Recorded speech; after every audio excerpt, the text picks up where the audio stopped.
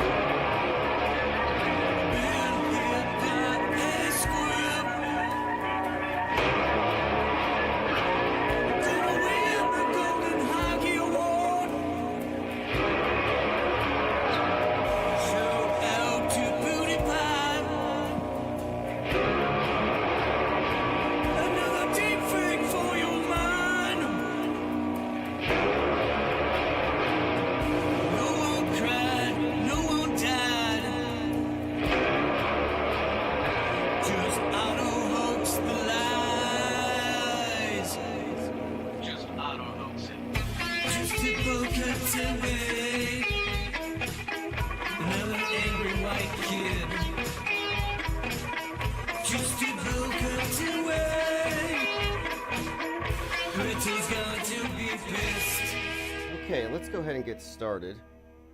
Today is Infinite Plane Saturnday, and the usual opening track will be the closing, as we have to open with One-Eye Jack in the Shells, just a bowl cut away crisis actor for hire, because a number of these actors have been referenced in the latest news cycle.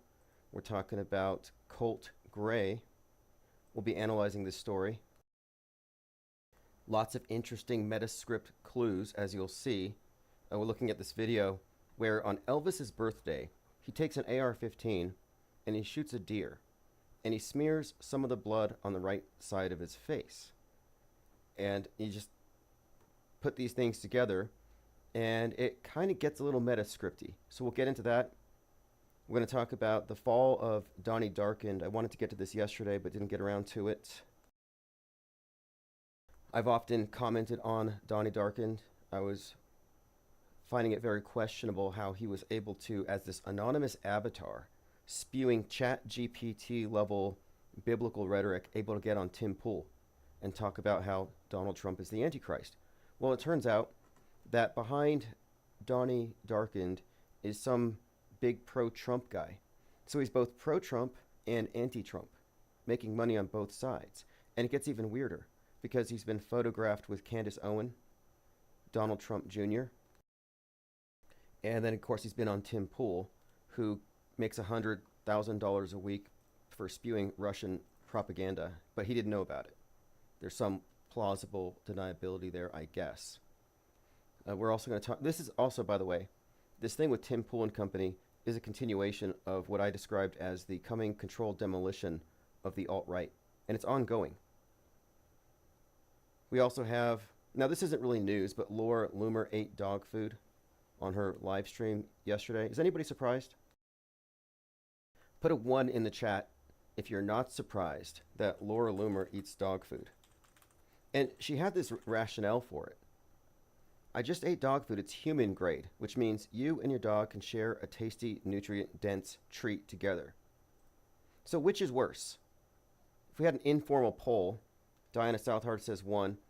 If we had a poll, let's just say a poll here. Which is worse, eating dog food for money because she's being paid, or taking money from Russia to the tune of $100K a week? Let's take a listen here. Nutrients with your animals. So you could eat this yourself. And I'm going to show you, this isn't a gimmick. This is not just, you know, some trash dog food from China. Okay. These are supplements, and these are products that are so healthy and natural that you could actually eat it yourself. So you can see here, Positive Bison, it clearly says dog food topper. Okay, so she's about to eat the dog food topper. Rocco says, I love not knowing some of the people and references, especially that you make about the world stage and its characters, world stage spelled with the WHIRLED. Hey, I envy you. I mean, I think it's great. When someone doesn't know who Laura Loomer is, it's like, okay, you don't have that thing looming in the background. But here we go. She's legitimately eating dog food. And if you use the code Loomer at pawsensitive.com, you get 15% off. And I'm going to put this in my mouth right now. I could have lived without ever having heard Laura Loomer utter that sentence. Let's play that one more time. I'm not going to say it. Oh, so you can see here, positive bison. It clearly says dog food topper. And I'm going to put this in my mouth right now. So it tastes like meat. And maybe that is disgusting to you. But I'll show you right here. Look, this is the bison product right here. It clearly says dog food topper. You can see on camera. Dirk says they soon want us to eat bugs, and people will. They are stupid. It will be poison, and they will say it's good for you. Yeah, this looks like she's being blackmailed. But I don't know. I mean, this isn't really off-brand. If there's anybody else, I'd be like, okay, this person is being leveraged in some way. But Laura Loomer eating dog food didn't even strike me as unusual. I'm just curious as to whether this is actually selling more dog treats on the basis you can share your food with your dog, which is not always advisable. There are some things dogs shouldn't eat. Okay, let's continue. I'm going through your... I'll see who's here in the chat. We're waiting for the room to fill up. There's about 61 people in there. Let's listen to Laura Loomer eat dog food for about 10 more seconds. Actually tastes good. I'm not going to lie. So 100% human grade ingredients, nutrition for your dog in every bite. It's so healthy that you could even eat it yourself. The ingredients... She goes on this rant about how if it's like the end of the world, you could survive off this, which is bizarre in itself. Like the world ended, and so you can prolong your misery a little bit if you can get into your dog food. I mean, this is a bizarre argument, but it's a selling point apparently. Are healthy enough that, hey, if you ever find yourself in a situation where you're hungry and you want a snack, you could just sit down at the park or open up your dog food from Positive, and you could share a snack with your dog. They also have other types. She's also selling radiation protection kits like iodine and EMP stuff. She's all in for the end of the world, which is just how they fund their operations. Or it's a cover. Like maybe Alex Jones isn't really selling that much super male vitality. Maybe Tim Pool isn't selling his coffee brand, but maybe that's just a cover.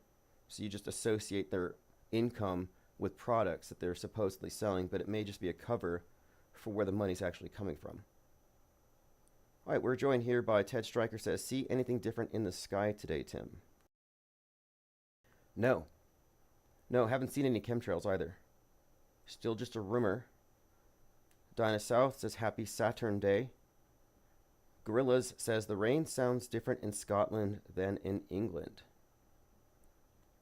They have more nanobots in the rain in Scotland. No, now the new thing is nanobots are in the Coke and Pepsi. I think I played that last night. Joined by Rocco, Let's Go, Ren33, Reverse History says, aloha from the Ataraxian plane of existence on this gorgeous Saturnday. It's only a gorgeous day if you don't take all of the truther red pills too seriously, in which case you're afraid of Coca-Cola. You think Bill Gates is going to mind control you with it. Rens33 is in the chat. Jamitra101 says, Mason and Christian died at the shooting. Interesting names. Yeah, I thought so too, and we're going to go into that story. Because it's 100% fake until proven real. Everything we have seen has been indicative of it being a simulated event presented as real to the media, consumed by the naive public, as is always the case. Dirk Zink says, weird, Tim Pool's an idiot. Well, they're going to minimize it. Like, I see these moral equivalencies saying, well, everyone else receives money from Israel, and so what's the big deal? I don't know if that's an equivalency. I think it might be a little different. I have to look into it. But they're missing the point, that these are propagandists who aren't real free speech platforms. But we all knew this. I've already said, I don't follow anybody who's contained within the political horseshoe. That's ridiculous. We're outside. I think we're literally above it. Gorilla says, I support as much as I can. Well, every comment is support. Every idea, every puzzle piece you toss onto the table here. Lord Laney says, it's all peds and feds. Yeah, they're all compromised all the way. Linda Curtis says, lol tastes like meat. Yeah, what would she have done if it didn't? Like, what if it just tasted like something foreign, something unpalatable? How would she have reacted? Because she did this live on the fly. And some of her coverage is interesting, but her takes are very world stage friendly. They don't go too deep. She's kind of like Candace Owen in that way, where they can talk about stuff like, yeah, NASA does satanic rituals, and the next day it's like no one talks about it. Michael Cervantes says, it's like a John Waters film. Exactly. Exactly. John Waters was in the news recently. I've seen a couple of his movies, regrettably. But it's like trash fiction. What is that one where he has all these directors doing guerrilla films? Cecil B. Demented. Really demented stuff. But I do recall his early films. He was purportedly having people eat stuff on camera. Laura would have fit right in. Okay, Enslaved by Truth says, I took super male vitality once and it made me eat my neighbor's ass. Okay. Okay, let's continue. We're going through my notes here. I want to get into the fall of Donnie Darkened is an interesting story in itself. Anybody here know who Donnie Darkened is? You know, he's one of these individuals who did gematria predictions and would really hype up how Trump is the Antichrist. And then he started really preaching, getting really preachy, and I kind of accused him, and he blocked me for it, of using ChatGPT to create these speeches. But it turns out that this guy is some political operative, which is kind of strange. Why would a pro-Trump person be promoting this idea that Donald Trump is the Antichrist? And people have looked into his background. It turns out that Donnie Darkened has always had this penchant for running scams. He had this whole Facebook account called Welcome to my Facebook official real giveaway for today. And this is just in 2020. So you go to this link, you put some information in there, give him your credit card number, and maybe you'll receive a gift from him. Insane. But the right-wing griftosphere is apparently full of, that's why you can't trust anonymous people. I say don't trust any of these big Twitter accounts because you don't know what's behind them. And generally, you're being played. And most of the people who are positive and responsive towards them are bots. It's totally a scam. What's up? Oh, yeah, okay, cool. I'll open the phones here in a few minutes so you can call in about the Georgia event because this is big. Let me go into what we came across here. First of all, you have this video of the shooter, Colt Gray, who idolized Lanza and Cruz. And they also mentioned that Audrey Hale wanted to make the Columbine shooters proud. So you have these characters in this fictional universe interacting with one another, influencing one another, plagiarizing each other's manifestos. Shout out to Brenton Tarrant, pretty much a ripoff of Anders Breivik, who kind of ripped off of the Unabomber, but they're all coming from the same office. The same guy writes all the manifestos for the FBI, for all these fake patsies. So Georgia school shooter Colt Gray seen posing with an AR-15 and a bloodied face a year before Appalachia. Now, this was his first kill, and his dad was coaching him through it.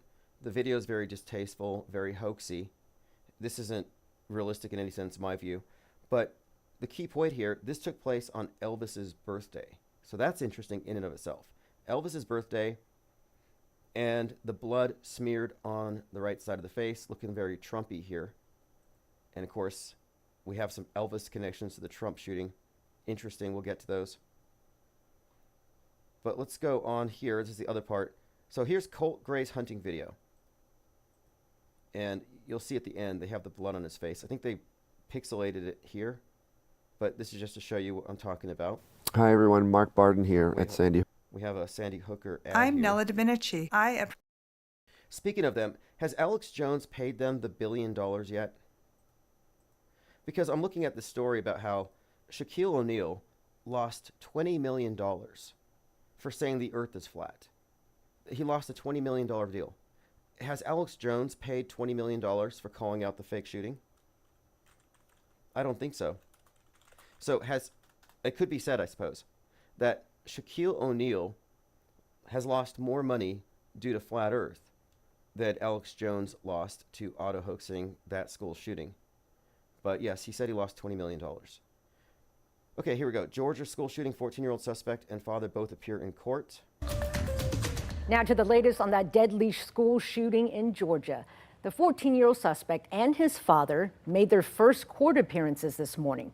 His father now facing second-degree murder and other charges.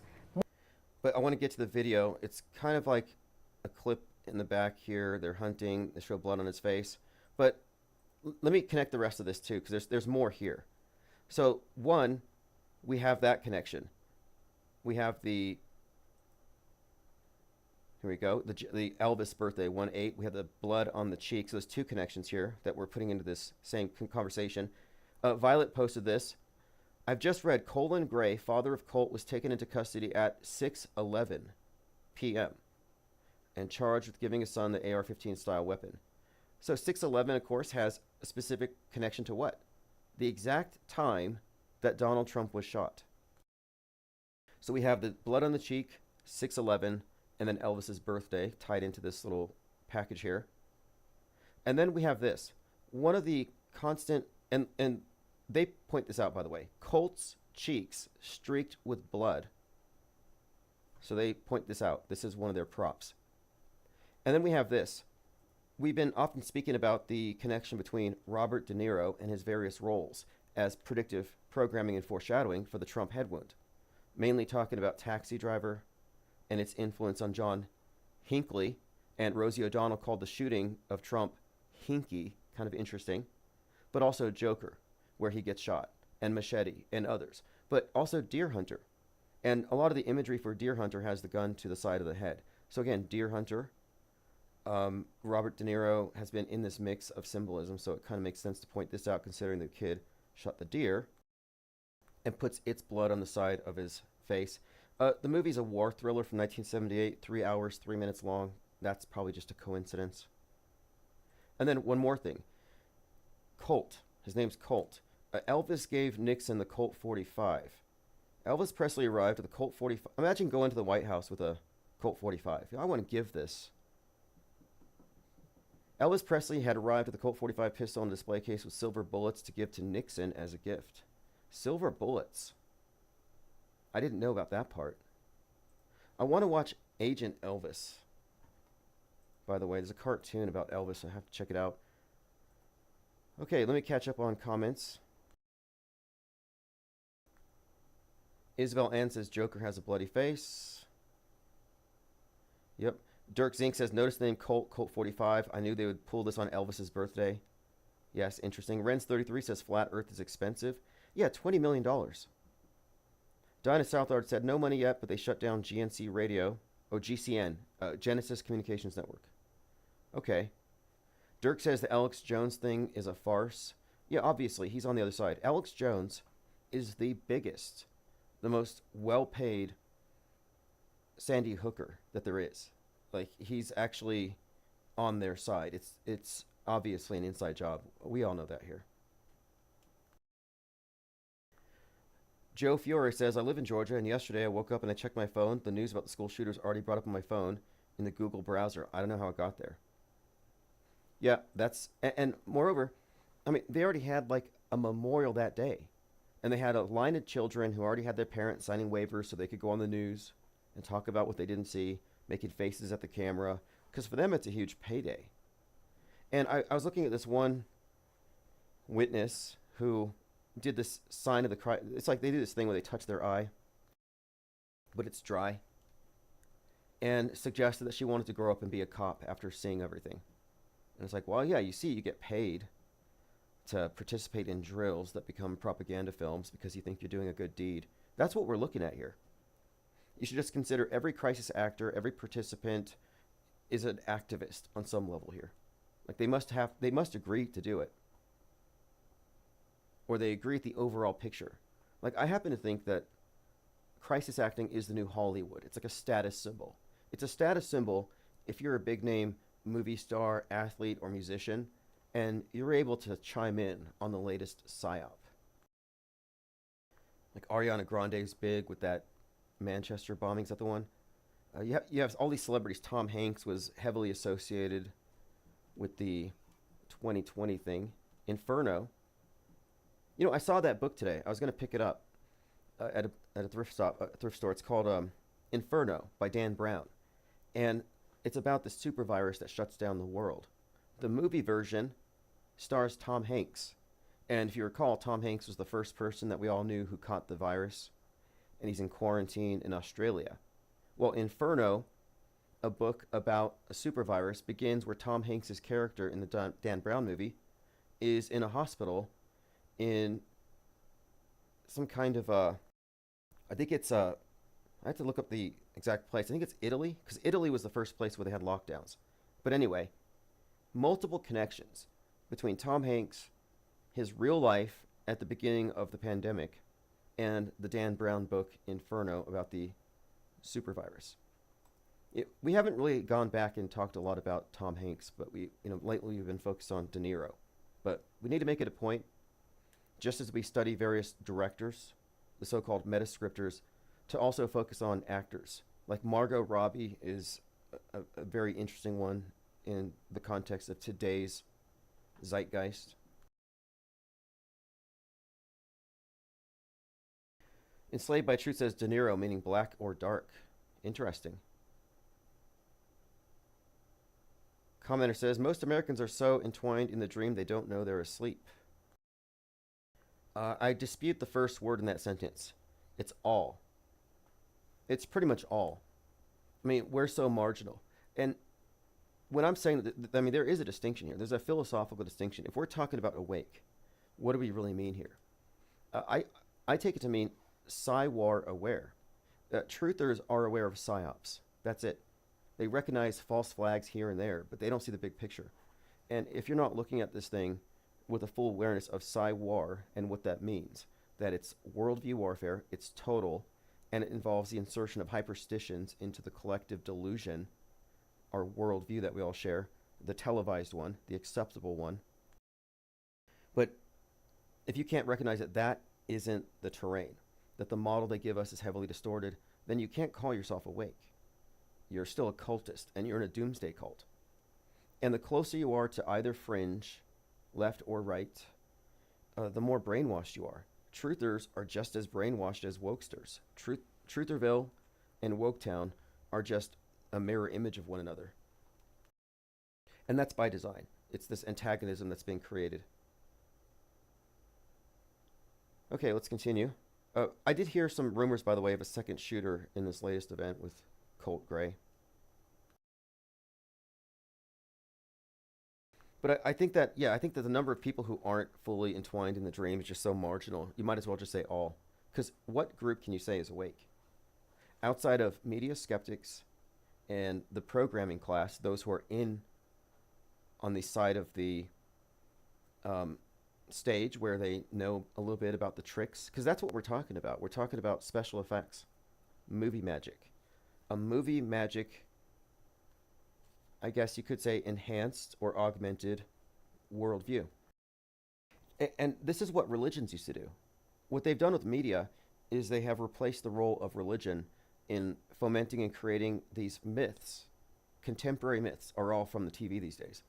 But they can fabricate entire facets of your reality that you never directly experienced because you've accepted, if you're filtering your experiences through the screen predominantly, you've accepted this second-hand perception as normal. And it's really not. You should be meat-verse dominant, not metaverse dominant. They have people's head in the clouds by design.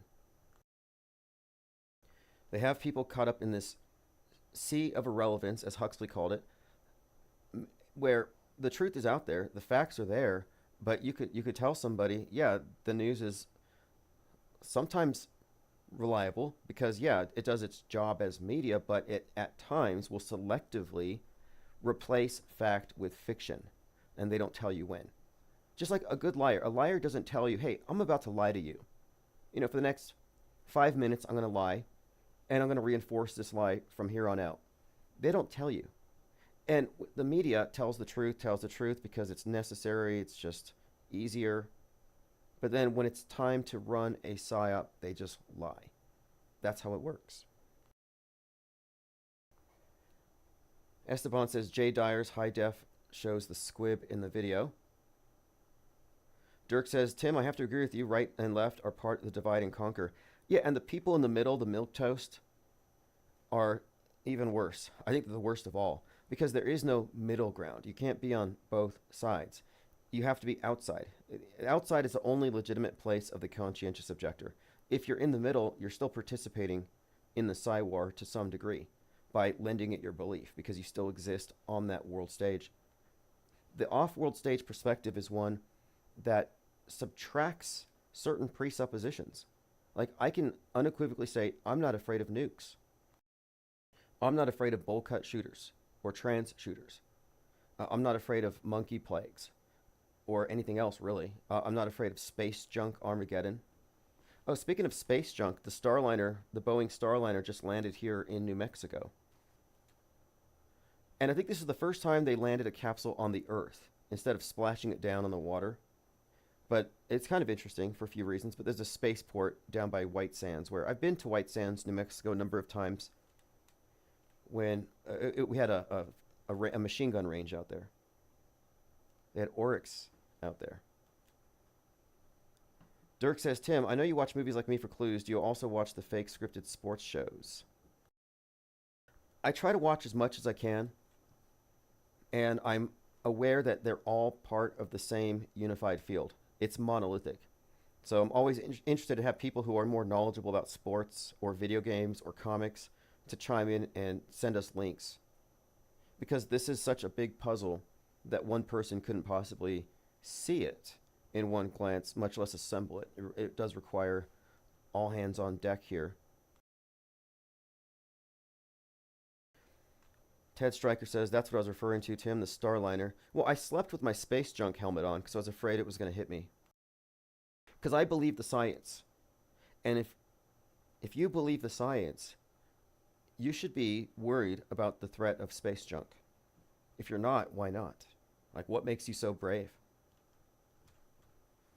But no, I was relieved to find that it didn't land anywhere nearby me. Diana says, can I attend the AutoHoax Con through an Android phone if I buy a ticket? I'm Android challenged. Oh, absolutely. Absolutely.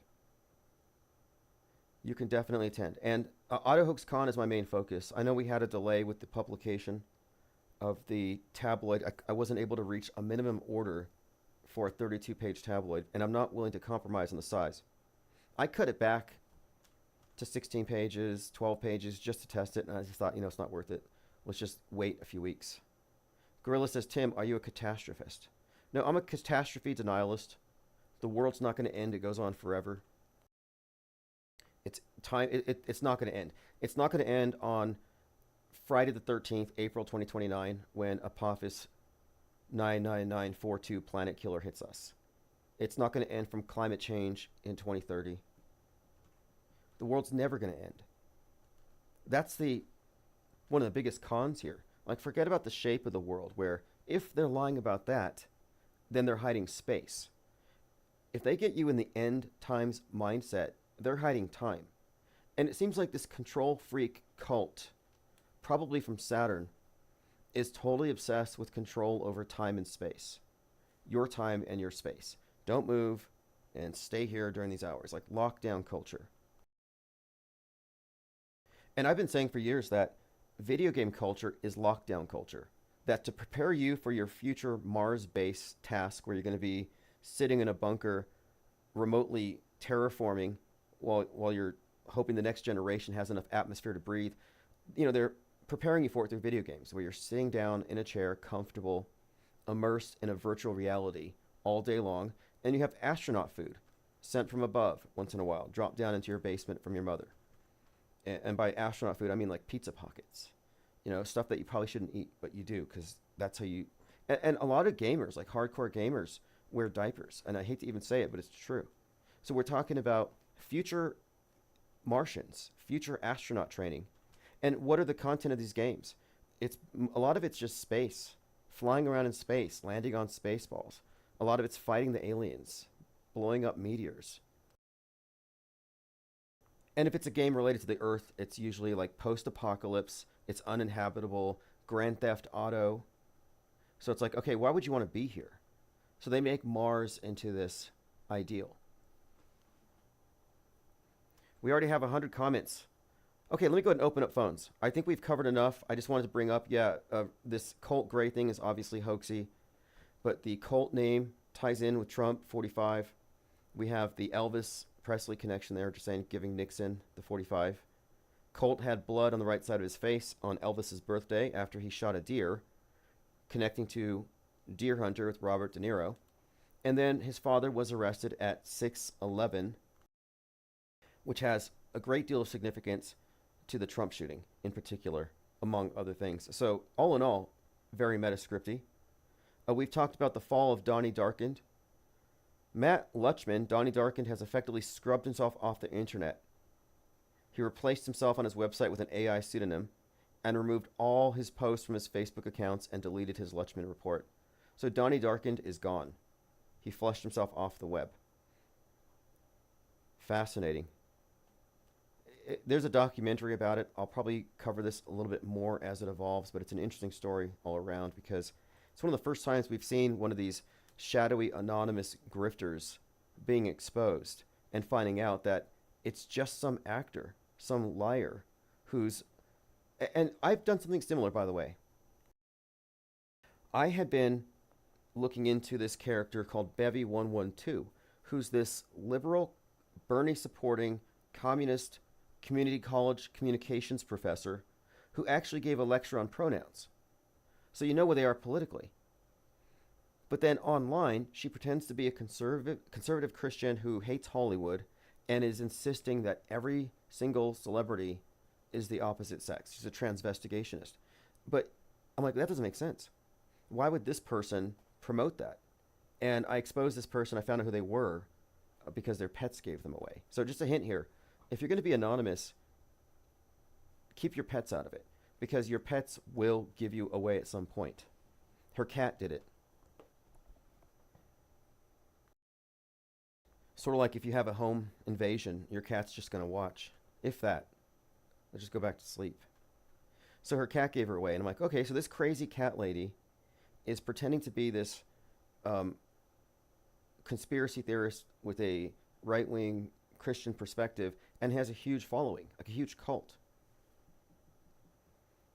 Yeah, Gorillas brings up Goldfinch. It'll be the same thing. When Goldfinch is doxxed, people are going to find out, wow, Q was an operation, a character that was LARPed by this New Zealand actor who played the Red Power Ranger.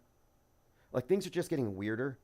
I was driving around today thinking that times are almost too interesting. Like, may you live in interesting times. Like, no, it's way too interesting. For those of us who are paying attention. Okay, let's see here. Going through your comments.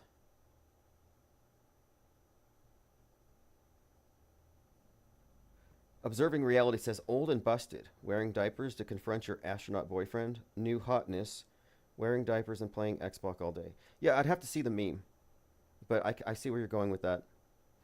But you get my point. Training people to be sedentary, and along with that, you have these games that are filling you up with this dystopian vision of the future. Environmental catastrophe, post-nuke apocalypse, borderland. So you have this future projection of how things are going to go if what? Why would things end up that way? Oh, because climate change. Because capitalism, because the West. So the underlying theme here is that the future is doomed if we don't change our course. So they're also programming every game player in a subconscious way from a worldview perspective to accept this as inevitable. So lockdown culture, whether it's for viruses or for fallout or for anything else, it's really part of the big program here. The decentralized FEMA camp, where everyone is their own prison warden. Okay, let's go through my notes. Phones are open if anyone wants to call in. We have a lot to say about this colon. It says Colt character, his father's colon. Colt Gray, and he and his father both being arrested. But strange connections here, by the way. The blood on the cheek, the deer hunter, the Colt 45, Elvis's birthday. Like, what is going on with that? The Tim Pool controversy, we'll probably talk about that a bit some more. This is kind of alarming. Apparently, Nick Fuentes is planning to procreate. And it's alarming considering his previous statements about age of consent and the purpose of women. Dying species. So I got to go out and have some kids. We all got to go out and have some kids. So consider this a PSA. Nick Fuentes is looking to replicate. It's time to fuck, okay? God, he's so disgusting. I apologize. But I'm only looking at this character because he is the face of America First. He was having dinner with Donald Trump and Ye, if you recall. And he represents a large swath of MAGA-minded people. And this America First cult is pretty gross all around. But now he's saying it's time to stop being incels. That's what he's getting at here. It's time to stop being incels. So they're bringing this to an end. And I'm like, wait, what does this mean here? Are they putting an end to this stunted emotional development? This incel culture? Are they, like I said, the controlled demolition of the alt-right? And it seems like they're telling all these little incels to grow up. And the message is getting put out there. So here's Nick Fuentes. Again, this is probably hopefully the last time we ever hear from him. Like, honestly, he needs to get off the internet, in my opinion. And I'm very online. And I know when I'm spending too much time online. Hey, there are no rules. Listen. Now listen to this, okay? We are in a knife fight for the survival of the white race. There's no rules, okay? Okay, that's enough of that. So let's move on. Linda Curtis says, oh, we're allowed to procreate again. Yeah, it's very culty in itself to tell your followers when they can have families and under what circumstances. Very culty. I'm not going to be sad to see MAGA ban go. Although, I kind of think the strategy was the deliberate creation of MAGA ban and then the destruction of MAGA ban. And what is MAGA ban? MAGA ban is the opposite of progressive utopianism that looks to an idealized past. It says, get off the grid, get your own land, have a bunch of kids, get out of public schools, don't vax, hate immigrants. It's this other package, this other worldview. It's an alternative. And they're both about quarantine. You'll notice left and right, they quarantine from one another. You have the moral panic versus the pandemic panic. And the ones who are terrified of pandemics are terrified of the other side because they don't believe in the cure. And those who believe in the moral panic and the traditional concepts of sin are terrified of the other side because they think the other side will take them to hell and get them judged if they don't get saved. So each side wants to, they simultaneously despise the other, but they also want to save the other because they have to save themselves, because one side is going to doom us all to climate catastrophe and the other side is going to doom us all to judgment from God. Phone number's on the screen. It's 505-510-4226. Okay, if you want to call back, it looks like a gremlin swatted that one. But yeah, phones are open. Just 505-510-4226. Seba says, seems no one can escape the bird with two wings. Right. Yeah, it's myopic. It's a narrow view. And it's not all inclusive. You see, because what we're doing is we're taking a step back. Like, we're socially distancing from the screen. Everyone else, just the way to conceptualize it is the normal person has their nose pressed up against the screen for their entire life. The conspiracy theorist has their head through the screen, whereas the skeptic is 6 feet away from it. And if you step back from the screen and you recognize, okay, everything on that screen is augmented by special interests with special effects. Every aspect of it. And this is just a fact. And if you can't acknowledge it, you're naive. People lie. Governments lie. Media lies. Religions lie. That's just the way of the world. I call it the lie world order. And it's not being cynical. it's having situational awareness. And once you're aware of how they lie and the structure of media itself, it ceases to have an effect on you. In fact, it frees a lot of bandwidth, because I'm not worried about doomsdays, getting off the grid, aliens, 5G towers, nanobots in my Pepsi. None of that stuff keeps me up at night. And that frees up a lot of energy, bandwidth, time to focus on more important things. Which is why we're about to release this tabloid and why we're starting this series of cyber symposiums, because we're kind of ground zero for what you could consider to be an emerging third branch of media. You have mainstream and alt in the box, but there's no platform for those who aren't confined. So what is that platform that we're on? It's called the parallel media. You can go off the grid physically, go out into the mountains with your storable food items and all this stuff, and your AR-15s, and you can feel somewhat secure, but you're still paranoid because you've been terrorized by the lying media. So you're not really off the grid. There's nothing off the grid about running from an imaginary hyperstitious construct. It's actually insanity. But I can honestly say I am off the grid. And I can't even afford to go camping right now. I'm really focused on my work. I can't just go take a vacation. But I don't need to be physically away from like the nearest 5G. I don't have to be away from the grid itself physically to be free from it.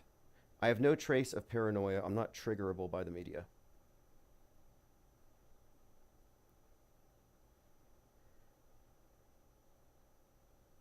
Observing Reality says, if Fuentes wasn't so clueless about politics, he could achieve more for himself and the Groypers. I disagree. I think he's politically astute, but he's also a world stager. You know, he's definitely in the box. He's controlled opposition. If he wasn't a Fed, he would have been arrested for January 6th and his role in it. He was actually on video calling for people to run into the Capitol. He should have been locked up in a cell with the QAnon shaman. But we know none of them actually spent time in jail. It was all a ruse. Now, Fuentes could have a future as a comedian. He is kind of funny in his own way. But I don't know. Okay, let's continue. I think he's a parody of extremism. And you'd have to be a comedian to deliver some of his lines. Like, there's no way he's legitimately a believer in any of these things. He promotes Agenda 2025. If implemented, it would have his family deported. Infinite Plane Radio. Hey, what's up, dude? Hey, what's this up? Is Jurassic. Awesome. Yeah, I wanted to get your take on this cult gray nonsense. Yeah, well, just one thing before I start. Every time you say that I'm going to start taking calls right now, it's like 20 minutes after you say it that you actually turn on the phone. But anyway, thanks. I'll keep I just want people to know that. I just want people to know that it's not like I'm not trying to call. Anyway, so go ahead if you want to start, and then I'll jump in when you want to. Okay, the main thing I picked up on is they had 4 deaths, is what they said, and it happened on 9/4. So we're like, okay, 4 deaths, and I was looking at the numbers, and it seems like they kept saying 4 dead, 9 injured, but the numbers went up. But anyway, well, the main thing about it, I think, was the blood on the cheek was the thing I called up today. But what have you found? No, well, let me just say this: the connection that you made with the blood on the cheek and the connection to Trump is a great connection. I didn't even think of that, and also, don't forget he's got blonde hair like Trump too. And you saw the courtroom blonde hair. Oh, he's yeah. got that gold. Okay. Yeah. Very, very much. It's very Trumpian. Yeah. But here's the big connection. You know that I know you. Look, unless you know my videos, you're not going to understand. But the whole 9/4, 9/5 connection, which is the date it was 9/4, but because it was a leap year, it landed on the 9/5 day. My whole videos are about 9/4, 9/5 because that's when I was born, 9/4, but it landed on 9/5 because I was born on a leap year. But putting all that aside, this is what it's all about, because MLK was killed on 4/4 which is the 94, 95 day of the year on a leap year. And it was a leap year when he was killed, okay? And MLK was 95 years old this year, okay? He would have been if he was supposedly alive, right? And MLK is named after King County. Martin Luther King is named after the King County in Washington State. And New you know, the coffee place shop sale that from the shooting Sebers. happened was in Georgia, which also connects to MLK. MLK was born in Atlanta, Georgia, but the fact that it's George connected to George Washington, you know what I'm saying? So that's the first connection, the George connection, and Yeah. then the you George. had the fact that And really go quick, ahead. because your last call we talked about this. There's a lot of connections with the Georgia Guidestones, their destruction, and Elvis, the hospital where Elvis was born. So there's just a lot there with the George. So Georgia is a huge clue. And happy belated birthday, by the way. Oh yeah, I appreciate that. And yeah, and the Georgia Guidestones, obviously, which came down 42 years after it was erected, and Elvis was died at the age of 42. Washington's the 42nd state. It's all one big, huge Elvis ritual, okay? And MLK was killed in Memphis, Tennessee. Elvis lived and died in Memphis, Tennessee. Elvis is known as the King. Seattle's in King County. Martin Luther King is known as the King also. So the King had the King whacked in his hometown. Elvis lived and died in Memphis. But anyway, so this shooting happened with the connection with George, connected to Washington and Georgia. And then it happened on 9/4. And they said that 4 people killed, 9 injured, which is 9/4, same thing. And then what's the address, Tim? Did you see the address? No, what's the address? Well, you want to look it up? Yeah. Appalachia High? Yeah. Look at the address. Okay, here we go. Oh, and this one has just been a perfect example. Oh, okay, 9/4 Hammond. Hold on a second here. I'm still looking for it. This has been a great example of actors. If you've never seen these actors on TV, these crisis thespians, this is a great study. Okay, 940 Heyman Morris Road, Winterboro County. Okay. Yeah, and 9/4 is the 0 is a crown. I've always told you guys that. The O is the crown. So anytime you see the letter O, it's a crown. The 0 is a crown. The 0 to the hero connection. But anyway, so 940, it's the same thing. So 9/4, Anyway, 9/4. And yeah, in the Yeah. initial reports, I kept seeing it was like 9 injured, 4 dead. And so that's kind of what made me think, okay, this is looking very hoaxy. But of course, those numbers change throughout the day. But yeah, look, 4 dead, 9 injured. These were all the initial reports, 4949. And I'm like, okay, 49 and a 49. And now we're finding out, yeah, it's 9/4 Heyman. And yeah, and here's another connection, like you said, which I mentioned, the Colt 45 connection with Elvis and Nixon, and the fact that his name was Colt. So gun equals 42. So there's another connection to the whole puzzle. The word gun equals 42. Just add up the letters GUN in the alphabet, whatever it is in the alphabet, and so that connects to Elvis dying at 42, Washington being the 42nd state. So his name is Colt. Elvis gave the Colt 45 to Nixon. President Trump is the 45th president who's going to get the head wound. And his name is Colt. And the word Colt equals exactly the word June in gematria. Every number is the same. So Colt equals June. And how old was he? 14. So what does that mean? June 14th. June is Colt. June 14th. That's Trump's birthday. Interesting. And So yeah. and as we had pointed out, Colt's father, Colin Gray, was arrested at 6:11 p.m., the exact time Trump was shot. Well, that's a great catch again. See, that's what I'm saying. I didn't even get that one until I think you mentioned it. Yeah, Violent Pengon in our Discord hit that one. And this all does connect to this Robert De Niro theme because, you know, he was Travis Bickle, the assassin in Taxi Driver that inspired Hinkle to do the Hinky event, or the shooting of Reagan. And, of course, if you look at The Deer Hunter with Robert De Niro, he constantly has a gun to his head and all the imagery. And here we have the kid, after having shot a deer, smearing blood on the right side of his head. It's all very well connected here. Well, and also it connects to the Buckeye State. That's where he gets his head wound. Right, right. That was the significance of the deer, the reference to the Buckeye State. And yes, so we're looking here at, and you mentioned the other day, Rosie O'Donnell happened to just call the Trump shooting hinky, a word that we had to look up, and it basically means hoaxy, but it's way too proximate to Hinckley to have been a randomly chosen word. And that just puts it all together, that it still ties into this general theme of Rosie O'Donnell, Donald rising after a shot. So it's all part of this bigger script for sure. Yeah, and just a couple more things, and also connecting to Washington, because Washington is the Apple State, right? Right. And what is the name of the high school? Appalachia. Sounds like apple, you know. Yeah, I see that. Yeah, and it's a big A, which you've seen me connect the big A to everything, right?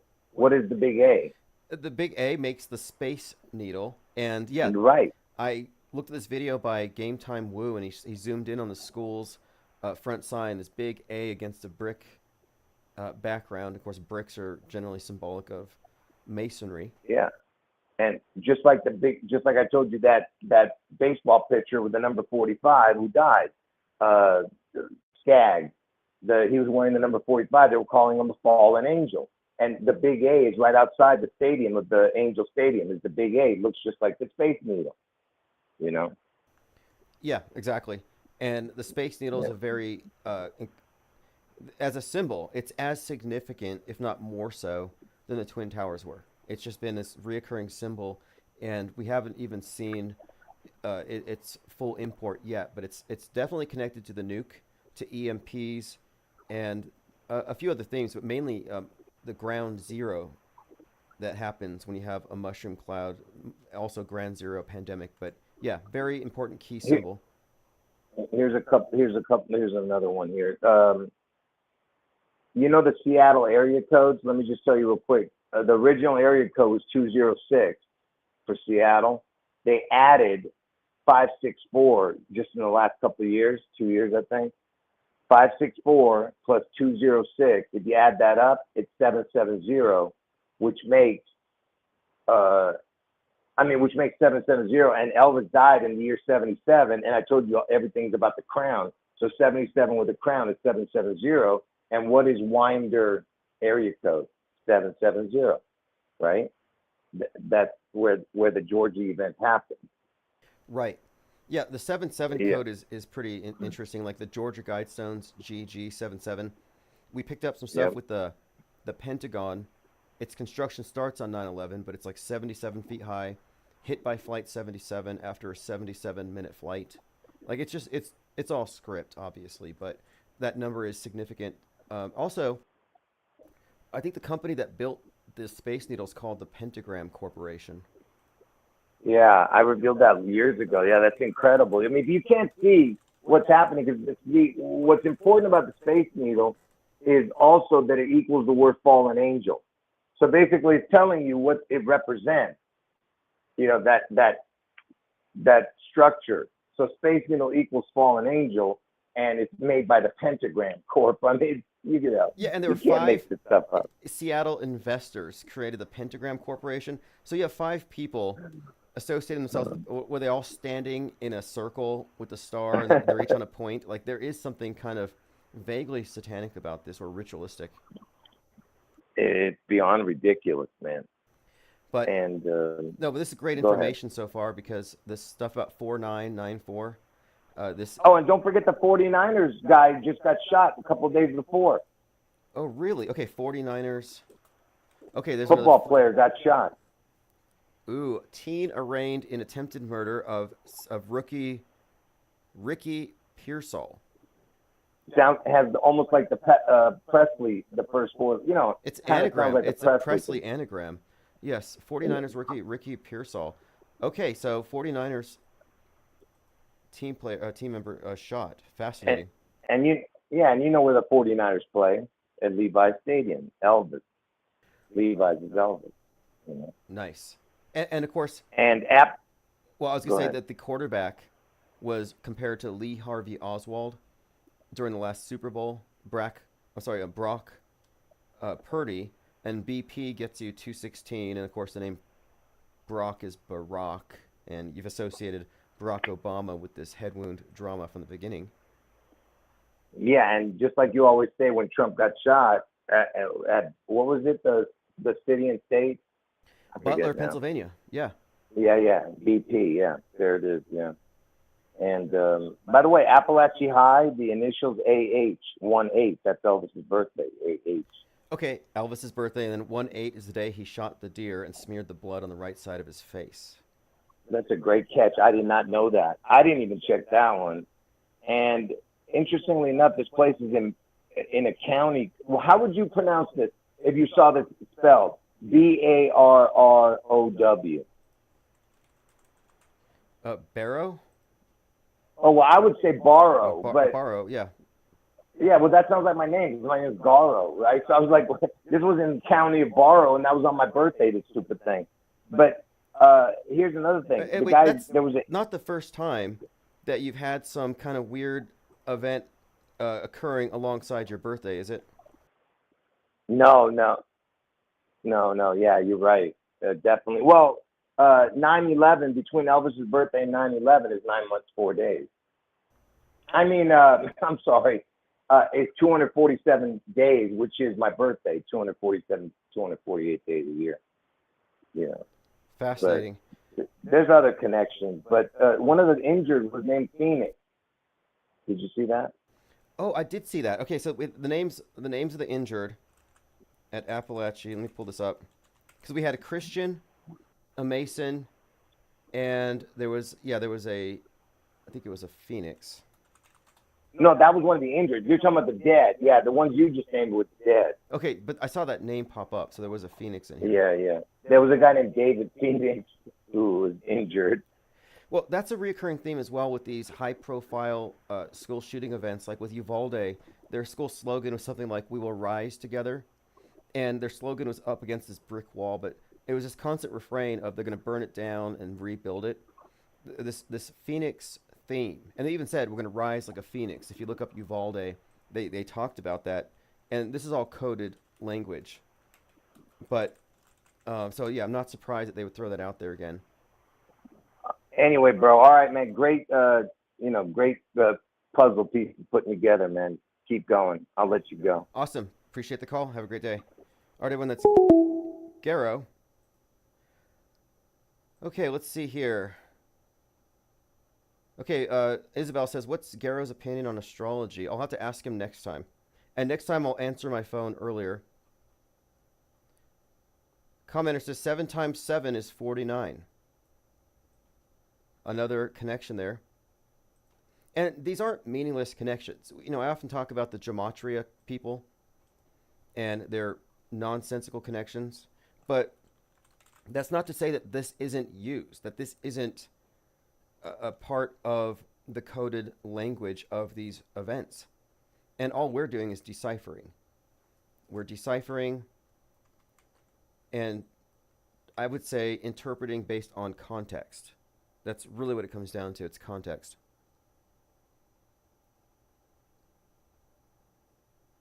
Okay, Dirk says, it seems like Garrow's the Keanu Reeves character in The Matrix.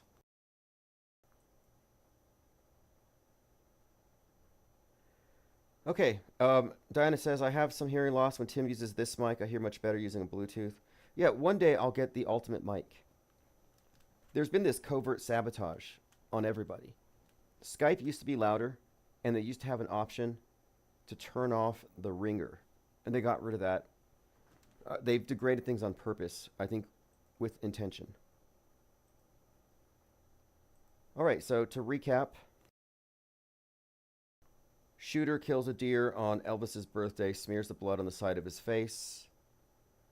The AH, the initials for the school, the 1-8 Elvis connections are significant here for a few reasons. If you recall, after Trump was shot, he disappeared, and you didn't see him again until he showed up at the RNC. And when he showed up at the RNC, it was against the backdrop that was an exact replica of Elvis Presley's comeback special. with the name Elvis was behind him, but they had the name Trump behind him in big letters. And so he shows up with the earpiece on, the bandage on his ear. But that is a deliberate reference to Elvis. And so this is just a recurring theme that we've been noting here. But another aspect of this, of course, is the Robert De Niro connections, which we just talked about. Unfortunately, I mentioned Nick Fuentes, but we're done with that.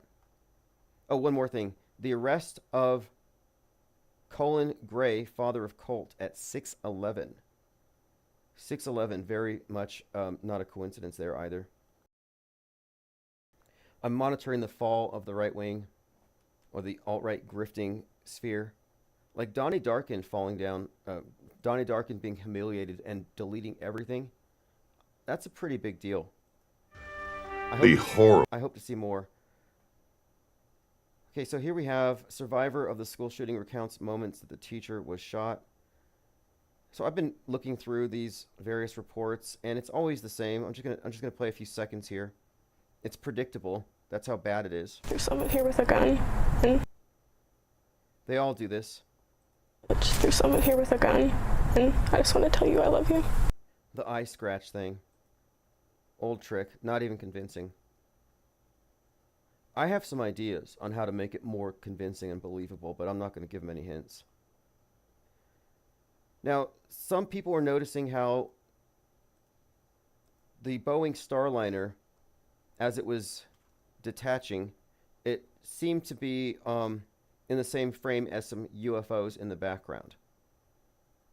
So let me go ahead and play this clip. The vehicle is now about 2 meters away from the International Space Station. At the time of undocking, Starliner and the International Space Station were flying approximately 260 statute miles over central China. Now, a couple things to point out here. One, the way that it's lit, you'll notice the hot spots where the light is on it. That light is from the sun, supposedly. What's more, it's fuzzy. You lose detail. And the further away it goes from the camera, the more it disappears into the darkness. And it disappears at less than 50 feet away. It just goes into the dark. The light diffuses.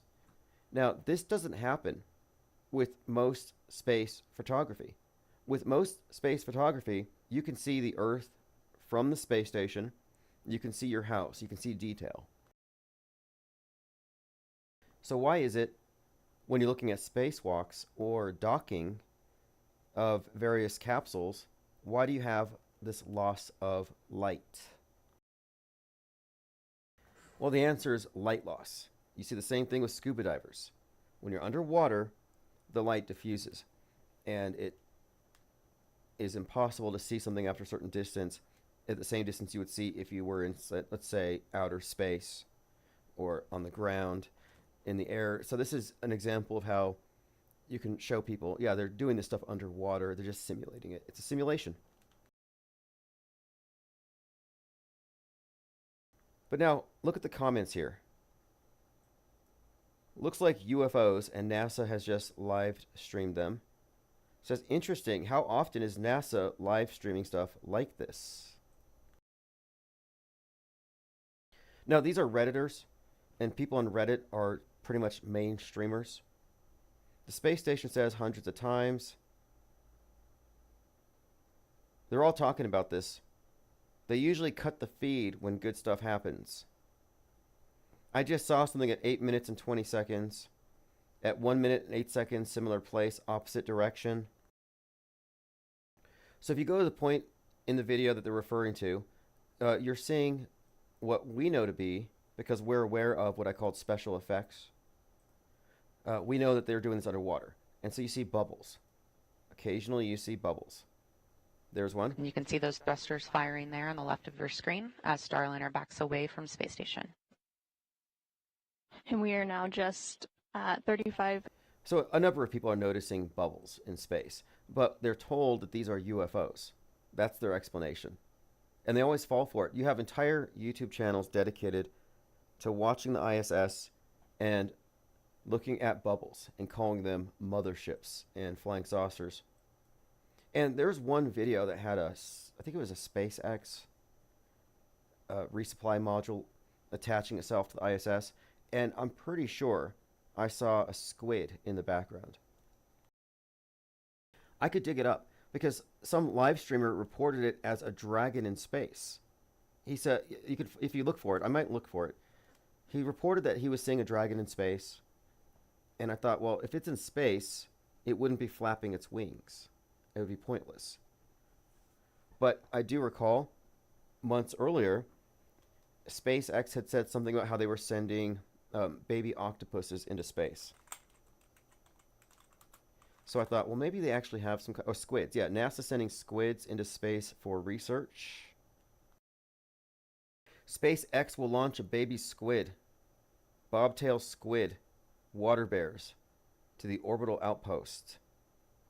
So they have been sending squids into space, but someone had actually found a video that they claimed was a dragon, but I looked at this so-called dragon, and I did see it in the background, but it looked like a squid. And if you look at the way squids swim, it has this flapping effect, but it was really far in the back. And I thought, what is that, a bat, a dragon, a squid? Regardless, it's underwater. So there might actually be squids swimming around the space station model that they pretend is real.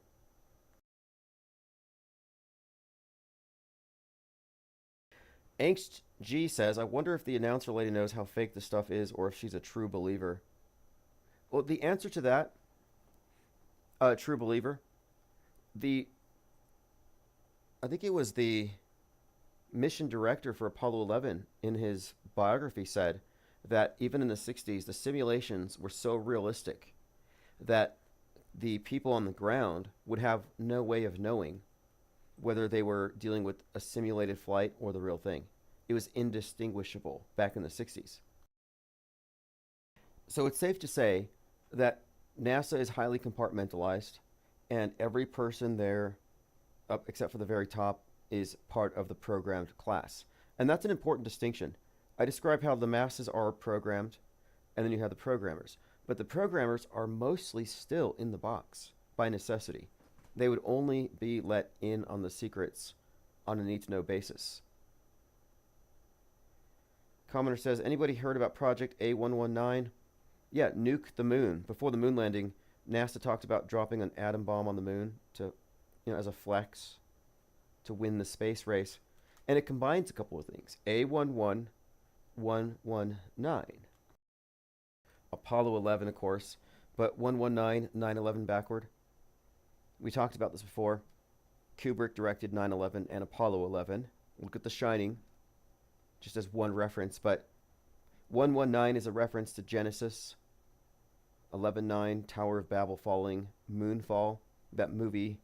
We talked about this body of symbolism showing the space infrastructure falling, being consistently associated with 119, which is just the inverse 9/11.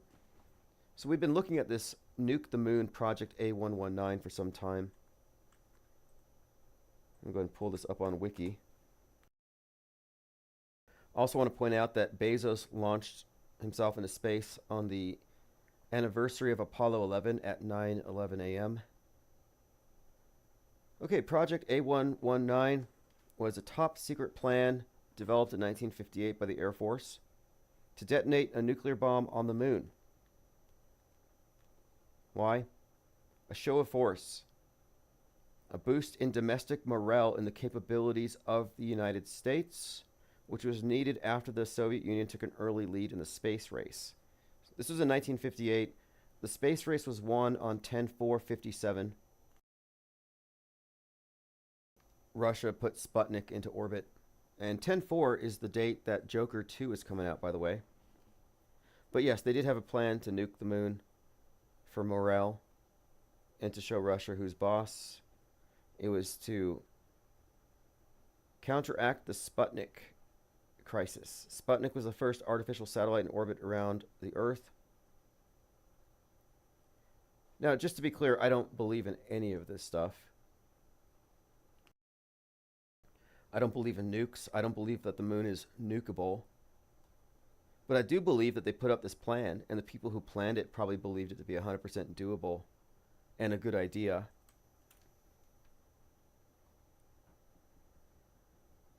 Okay, let's see. Commenter says there is substantial evidence the moon is in fact artificial, likely hollow, made out of titanium brass-like alloy.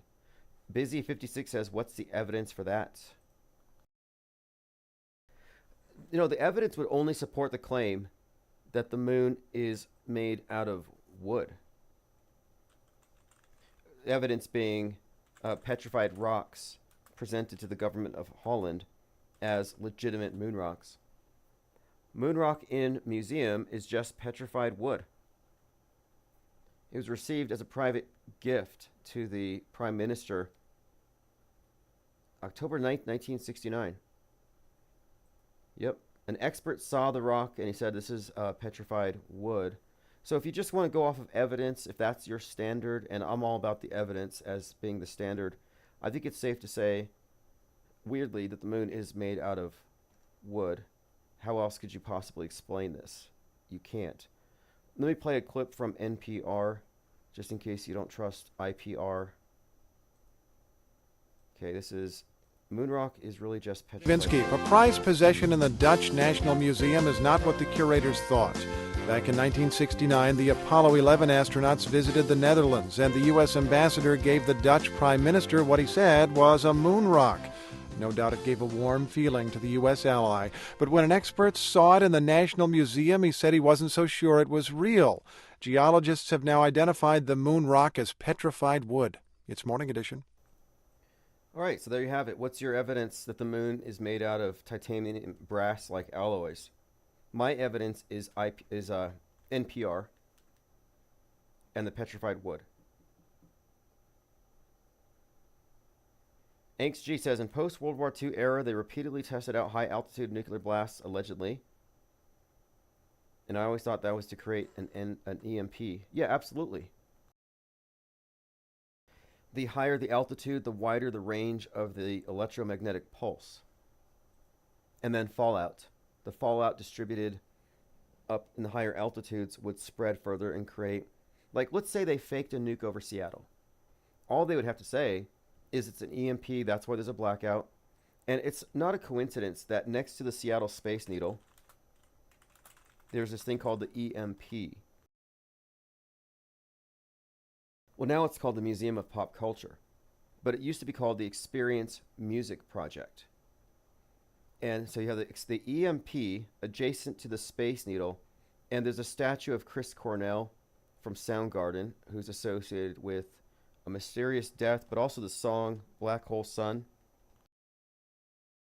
which is disturbing, but it may tie into this bigger theme here.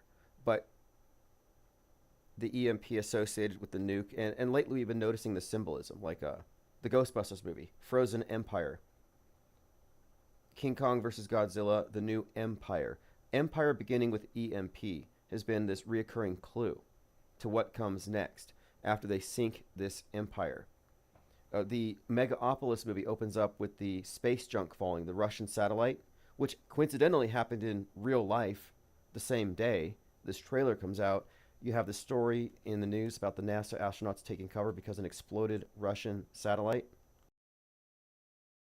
So Megapolis, begins with this theme of an empire dying. The ISS movie has Russia nuking America. So there's this theme building up, tying into EMP. But I would suggest that it would be easier to fake it than to fake something on the ground. And then you'd have an excuse to lock everybody down because of the fallout.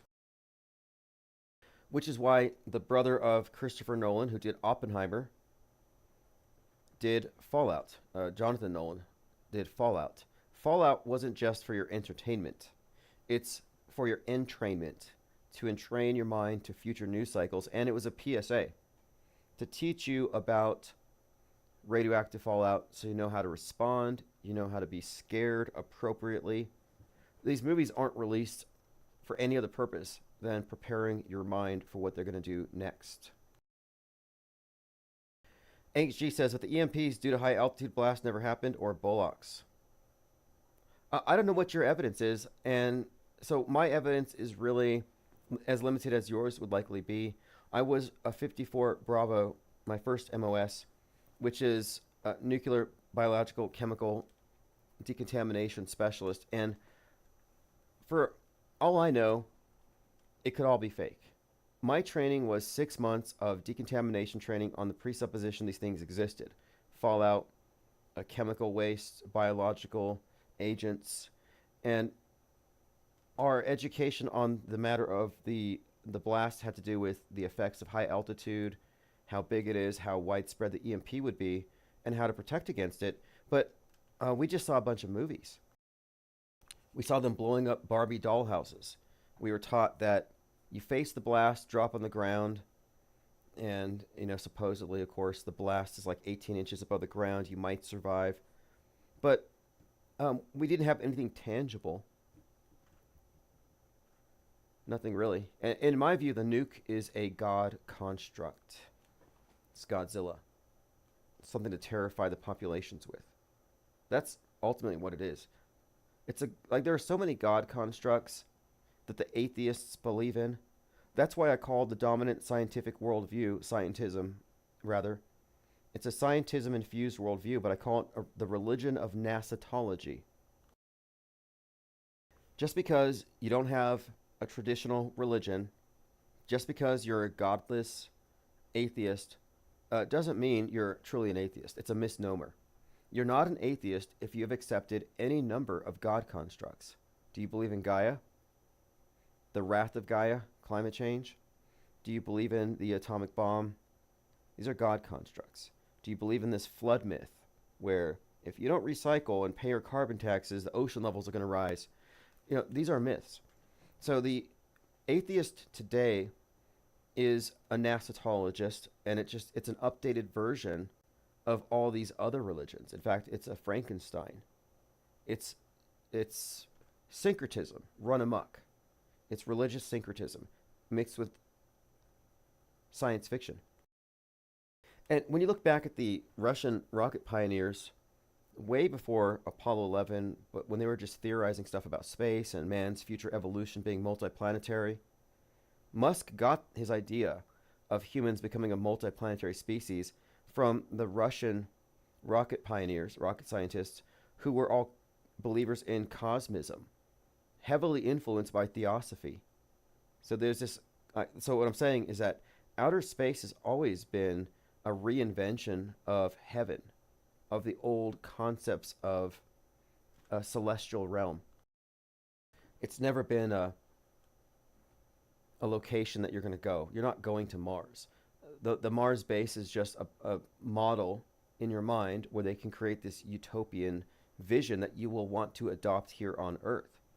In fact, the book Red Star, I think it's 1909. Red Star is about Mars. This book describes 1908. It's a Russian science fiction novel from 1908 about a perfect society on Mars, a communist society, and these Earth scientists go out there and they see it, and they say, hey, it's so good up here, we have to implement this here on Earth. This is the way to live. And moreover, I found some stuff up here suggesting that they felt like it was incumbent upon them to redefine all the old religions within this new scientific paradigm and finding scientific replacements for religious concepts and ideas. For example, aliens. Aliens are a science fiction version of angels. They're totally fake. It's just a replacement for people who don't believe in God. They don't believe in God. They laugh at the idea of angels and demons, but they believe in aliens. And they even entertain the idea that some of these aliens might be interdimensional or maybe even malevolent. Basically demons.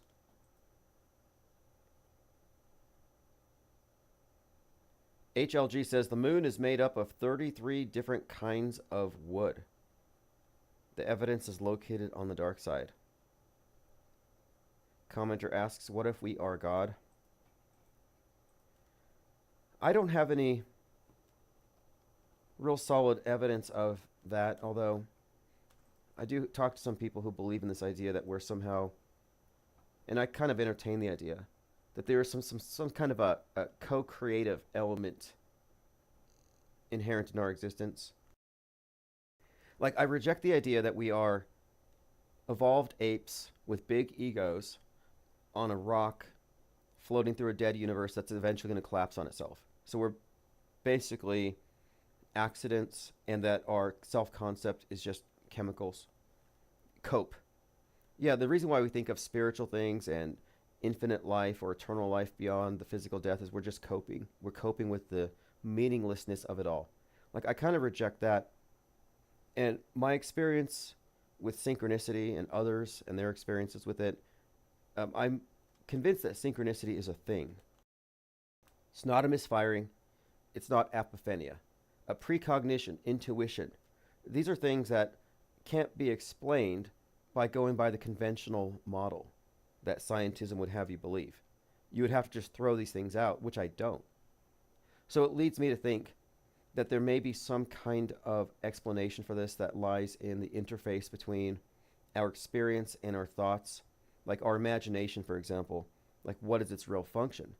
And I've been thinking, well, maybe the imagination, where we blueprint the future, where we select from the infinite realm of possibilities, maybe it's some kind of, maybe it's an interface that exists in the future, the yet to manifest. In other words, maybe the universe doesn't exist until we experience it. That it's just this field of potentiality, that it's not a static, dead universe grinding to a halt, but that it's perceived as it's created, and that we're somehow involved in the process on a small scale. Which means it would explain synchronicity, coincidence, probability manipulation, what people would call, I guess, magic.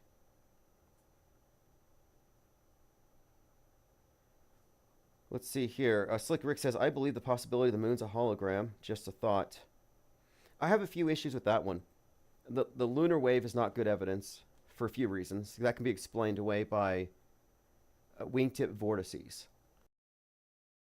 But the moon being a hologram, like a non-material object, how do you explain the eclipse? You know, how does it block the sun? Interesting questions, though. Busy56 says, there's an article in the New York Times called Inside the Trump-Harris Debate Prep, Method Acting, Insults, Tough Questions. It talks about Kamala preparing with a method actor playing Trump. What a cringe fest. I'm not going to watch it. I'm not looking forward to it. I'm curious to see if they're going to have a fly land on Trump's or Kamala's face. They always do that. You notice they've done this, like Obama's face. They've had these flies showing up during these debates. I think there was one in Mitt Romney's hair. You all know what I'm talking about. Let me see if I can pull this up. And it was during the debate. And I remember at the time thinking that they must be testing out some kind of augmented virtual reality, like real time, to show that they can do it. That during a live debate on national television, you could insert a fly. Here we go. On Pence's face. It was on Pence's face. A fly on Vice President Pence, captured on Wednesday during the debate. Let me pull this up. I think we've all seen this. I have to log in. Forget about that. Zuckerberg has locked me out of Facebook. I have to change my password every time I go in. But the fly being inserted during a live event, that's why they're not reacting to it. It's totally possible. So when I talk about being Psy-War aware, Psy-F aware, being aware of the special effects, that's part of it. You have to understand how deep fakes work, how deep faked we already are, and how fakeable events are on TV.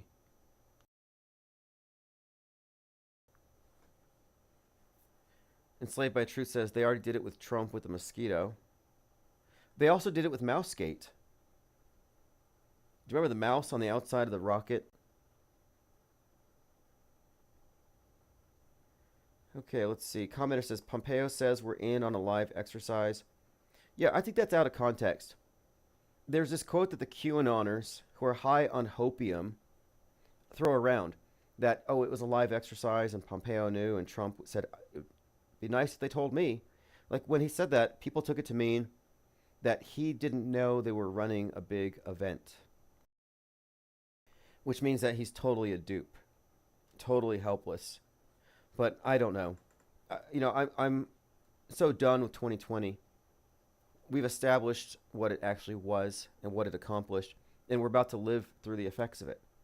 The purpose of the pandemic was to educate the public about mind viruses and the need to quarantine the internet from disease X. And disease X is coming from Twitter. They've already set the stage. That's why they had the monkeypox released on 8/14, the same day Bad Monkey with Vince Vaughn, the same day the 90-foot tall monkey god sculpture is erected in Houston, the same day 1 million video gamers are playing Black Myth concurrently as the monkey god. And then you have the Monkey Man movie coming out on 3/11 with Jordan Peele of Nope. We've talked about this. The monkey rage virus thing has been huge recently, and it's all going to be disease X. And disease X is when they're going to tell the public, this meme is so destructive to society, this clip of video, that we're going to have to censor. And there's a precedent for it. Look what they did after Christchurch. Shout out to PewDiePie. They shut down 4chan. They shut down BitChute for a while. And they were going after people legally for sharing the video of the simulated mass shootings. So they already have a precedent for doing this. They were quarantining the internet, chasing down that mind virus, that video clip. But they're getting ready to do this on a much bigger scale. So I brought up the movie that Jordan Peele was a producer on, Monkey Man, came out on 3/11. So that immediately signifies mind virus, 3/11 pandemic date. But what's more, Jordan Peele did Nope. And Nope is the one that has the raging chimpanzee killing people. But what's more interesting about this is that Nope was inspired by the George Floyd footage, the spectacle. It says here, Jordan was influenced to write the movie Nope during 2020. And he explains that it was that footage that made him do it. So what does that mean? It means that the image of Derek Chauvin kneeling on George Floyd was such an incitement that it triggered this domino effect and the waves of violence that we saw after. A mind virus, a rage virus. That's the connection.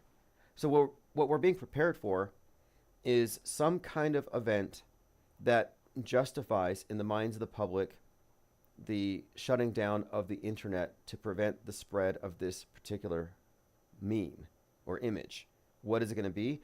I thought the Trump thing, but who knows? I thought it might also just be ideology. They'll say, look, the domestic violent extremists were radicalized by Russia, and they worked with them, and they detonated a bomb, and now we're all suffering. And that holds water, because I've been saying for some time that the domestic violent extremists in America associated with McVeigh and 6/11 and all these same symbols and codes, I said that they're going to get the nuke, but it's going to come from Russia. Well, what just happened? We have the new Russiagate, where all these right-wing influencers are suddenly being accused of being funded by Russia. DOJ alleges Russia funded U.S. media company. Now, to reiterate from yesterday, to recap, the company is called Tenet. Tenet happens to be the name of a Christopher Nolan movie. You know, Oppenheimer? So Christopher Nolan, the one who's going to fake the nuke that we're all going to see, did Tenet. Tenet also has an opening scene in this auditorium. There's like this orchestra playing, and these terrorists attack, which is predictive programming for what? The Crocus movie theater, or the Crocus amphitheater, where you had the mass shooting in Russia last year. So you have these themes here: Russia, Tenet, right wing, nuke. It's all there from the same people.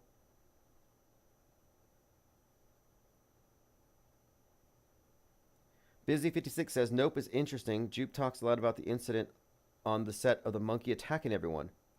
One character asks about it and says, have you seen the SNL sketch of it? It's all there. If it's a sketch on SNL, it must be real. Fascinating. Yeah, that movie's deep. If you haven't seen Nope, it's interesting. I won't offer any spoilers because it's actually that good. I would not have connected it with 2020 because it's about a UFO. But the director specifically mentions the meaning of it all. And Jordan Peele is one of those we'd consider to be a metascripter. His movies are intertwined with the PSYOP entertainment complex. Another point here, Jordan Peele is likely the director of the death of Jordan Neal on the subway at the hands of Daniel Penny. And this was unearthed by Synchromorpheus. We talked about this quite a bit at the time, but the synopsis is simply that the death of Jordan Neely, who was going crazy on a subway, became this big controversy. And there were so many elements to this that came out of this Jordan Peele movie, Get Out. So Get Out has this character that looks like the Strangler, Daniel Penny, who's a lacrosse player. Well, Daniel Penny is a lacrosse player. You had connections also between one of the main characters in Nope, the cameraman who films the UFO, to the cameraman who filmed the death of Jordan Neal. But it gets a little deeper when you're looking at this story, because Get Out happened to be a catchphrase on the right wing for about a year, referencing subways. Every right-winger, Jack Posobiec, Stu Peters, Lauren Witzke, this whole cadre of nasties were constantly posting videos of people on subways being harassed, and they would say, "Get out of the cities, get out of the cities." And I said, this is some kind of a meme, Get Out. And it's part of the right-wing quarantine from Democrat cities. But also, it's the symbol of the subway. In the Joker movie, it's the subway where he shoots the rich guys. Kill the rich is the underlying theme. The subway represents the underclass and the possibility of this communist uprising. That's why the right wing is being triggered with fear of the subways. That's why they saw Daniel Penny as a hero. In fact, right before it happened, Marjorie Taylor Greene had compared the subways in New York to Gotham, and then she said Daniel Penny was a hero. Daniel Penny made more money off of Give, Send, Go than anyone else had ever made. Give, Send, Go is like the right-wing GoFundMe, where they pay their actors. Daniel Penny's legal defense fund is at $3 million right now because he was supported by Kid Rock and all kinds of right-wingers who see him as a hero for essentially doing what Derek Chauvin did. And if you look at it, it's not justified. I mean, the whole thing is meant to generate outrage, for sure. But my suggestion here is that Jordan Peele directed the staged death of Jordan Neely. One other thing, the name Neely. Well, think about that. The name Neely. Very Neely, as in kneeling on the neck of George Floyd, the symbol of kneeling being associated with Black Lives Matter all of 2020. The kneeling during the national anthem. Kneeling has some very special significance, but he was killed on May Day, May 1st, 2023, which is International Workers' Day. It's a communist holiday. Not coincidental, because the Joker movie, Kill the Rich, is basically Marxist class warfare. That's what Joker represents, the underclass, the mentally ill who are underserved. In fact, I talked about this last night. This Colt Gray was begging for mental health. He didn't get it. The same story was said of the Prophet of Doom, Frank James, who shot up the subway. Do you remember right before the Batman movie came out, you had Frank James called the Prophet of Doom online a Riddler-esque character threatening the mayor just like the Riddler did? But he was complaining about a lack of adequate care for the mentally ill. Same thing with Colt Gray, same thing with the Joker. So one of the themes here has been the underclass, the underserved, the victims of the capitalist society ganging up and eating the rich. That's the fear that's being tapped on when you see Get Out, the phrase Get Out. Get out of the cities. Okay, let me scroll through my notes here. I want to see if there's anything else that we have missed. We talked about Shaquille O'Neal losing $20 million. That's a pretty big deal. Colt Gray's obsession with the Parkland massacre. A couple of notes on Parkland. He was obsessed with Lanza and Patrick Cruz, Nick Cruz from Parkland. After Parkland, you had Patrick Crusius in El Paso, mad at open borders. So the name Cruz, Crusius, all tied in to the Children's Crusade, which is what they called March for Our Lives. March for Our Lives was originally called a Children's Crusade. The idea was that the children were too young to vote away the gun laws, and they were victims of these guns. So they had to abandon their parents and march for their lives. Anyway, a couple of things here. Georgia shooter obsessed with Parkland. So the Parkland shooter Nick Cruz was in the news around July of 2022, and on July 4th you had Robert Crimo shooting up the 4th of July parade. That was the Highland Park shooter. So we had concurrently Parkland High, Highland Park. And this got me thinking, okay, what's the connection here? The Highland Park shooter was obsessed with Lee Harvey Oswald. And that's when I said that Oswald is now back on the world stage. And he had been haunting Trump rallies. So it's not hard to put this together. The guy who was going to snipe a 4th of July parade with the number 47 tattooed on the right side of his head, where Trump has the 47 on his head, shoots up a parade, obsessed with Oswald. Not hard to read the script here. Highland Park, Parkland High. Well, it turns out JFK was taken to Parkland Hospital. So there's a lot of code here with Parkland High, Highland Park, Parkland Hospital, all of it tying in a rather direct way to the shooting of Trump. Because this guy, again, as we talked about, has some connections. The right side of his face smeared with blood. The deer shooting we mentioned just a few minutes ago, and its connections to other references to the Trump shooting predictive programming. Okay, now here's what I want to bring up. The adults around him failed him. Georgia shooting suspect's aunt said he begged for mental health help. Joaquin Phoenix and the Joker and the Riddler were both neglected and mistreated by society that created the mental illness.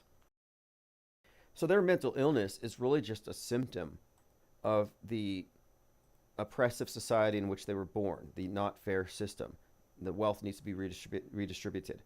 You know, famously, one of the scenes is Heath Ledger as Joker burning a pyramid of money. And he says, here it is, Joker burns the money. And this is all code.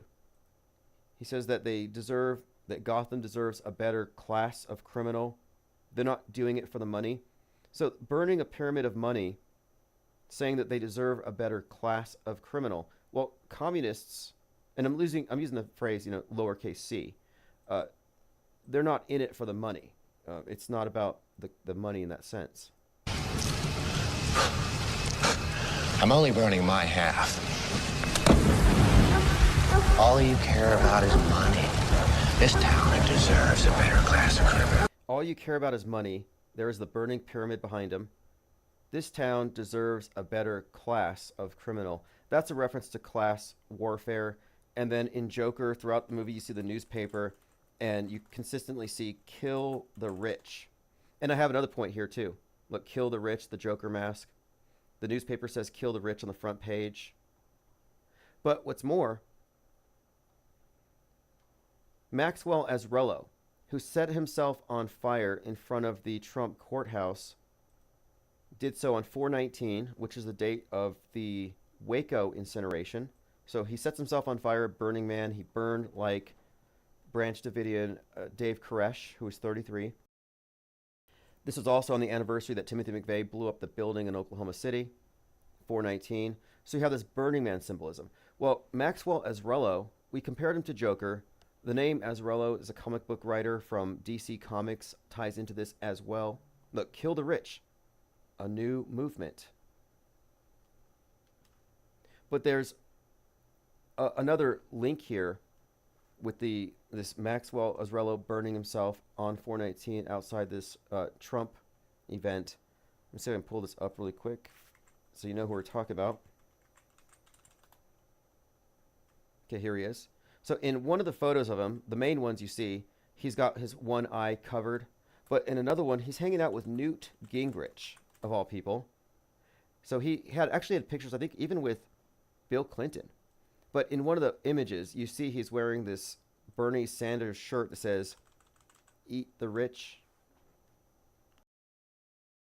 Of course, Bernie Sanders, class warfare, communist rhetoric, redistribution of wealth. The rich are bad people. But again, eat the rich, kill the rich. This is Joker sentiment here. All right, let me go through your comments. Phones are open, 505-510-4226. Kevin Mooring says, Trump being sentenced after the election blows Loomer's prediction for why the National Guard are out. Whenever people talk about the National Guard and it means something, they're likely looking at their 2-week annual drills. The weekend warriors have to get together and hang out and test out their equipment, preventive maintenance, checks and services, boring stuff, moving things around, and it looks like a lot is happening. Sort of like you have all these people on Twitter talking about how the Hells Angels are going to defeat the Venezuelan gang members so they don't take the jobs of American gangs. No, the Hells Angels have nothing to do with this. There's a motorcycle rally in Durango, Colorado. Hells Angels were never headed to Aurora. So many people live in this community-generated fan fiction, which is a combination of tweets and rumors. Everything just being mindlessly repeated.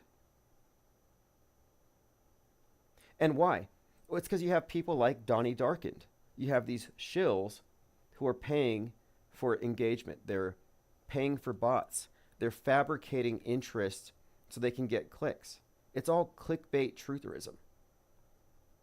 They put clicks in front of facts all the time. It's pathetic.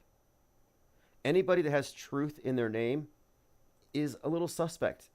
I hate to say it. If your channel has truth in the name, I'm looking sideways. I'm like, okay, there's something going on here. It's like saying woke. Oh, I'm a woke channel. Oh, cool, you're awake. No, it means that you have a very specific ideology and you have a very specific frame of reference and you've got an enemy, a big enemy at the top of this thing. And it goes for both sides.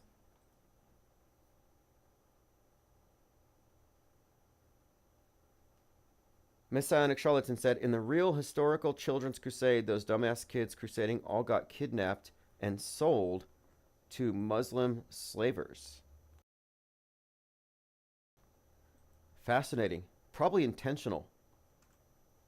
And it is interesting to consider how the modern children's crusade does consist of a bunch of recently graduated high school, recently registered voters just out of high school, and they're being enslaved in a sense. I mean, they're being immersed in mind control. They're targeted with hyper-realistic school shooting drills, the duck and cover of the day. They have Stockholm Syndrome, bonded with Big Brother. They're scared of a guy with a MAGA hat and a gun, but they're not scared of black-clad SWAT officers kicking down their doors and rushing them out of the classrooms, telling them, put your hands up, put your phones down, get out of the classroom. Like, no, that's salvation to them. That's Stockholm Syndrome. They have fallen in love with their captors. Kevin Mooring says, Tim, there is an Illuminati card, Eat the Rich. Okay, I see it on eBay. It's extremely rare. Looks like something Marina Abramovich would serve at a birthday party. It's got a man on a table with an apple in his mouth. Carefully orchestrating the... This one's blurry. Let me find a bit. I want to see what it actually says. There's always clues. You know, Kamala Harris said, what happened to anytime, anywhere? Referring to Trump and the debates. But that's actually a phrase on the Illuminati sniper card.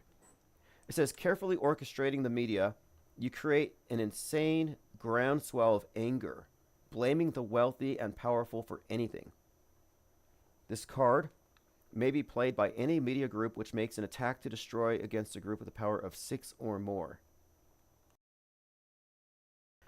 Goes on to say, it gives an extra 10 to that attack and makes it privileged.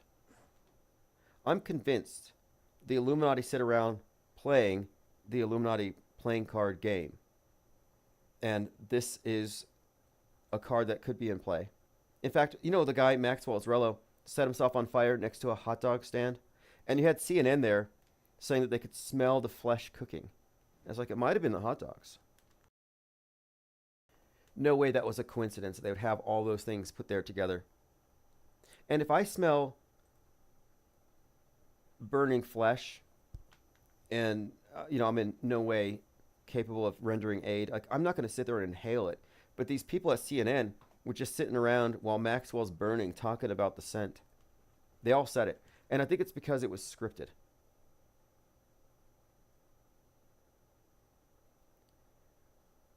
Okay, moving on your comments here.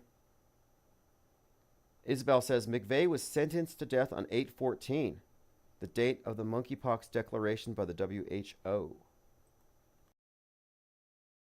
Again, the monkeypox declaration coincides with the other monkey God connections, but all of it seems to tie into the rage virus. Planet of the Apes just came out.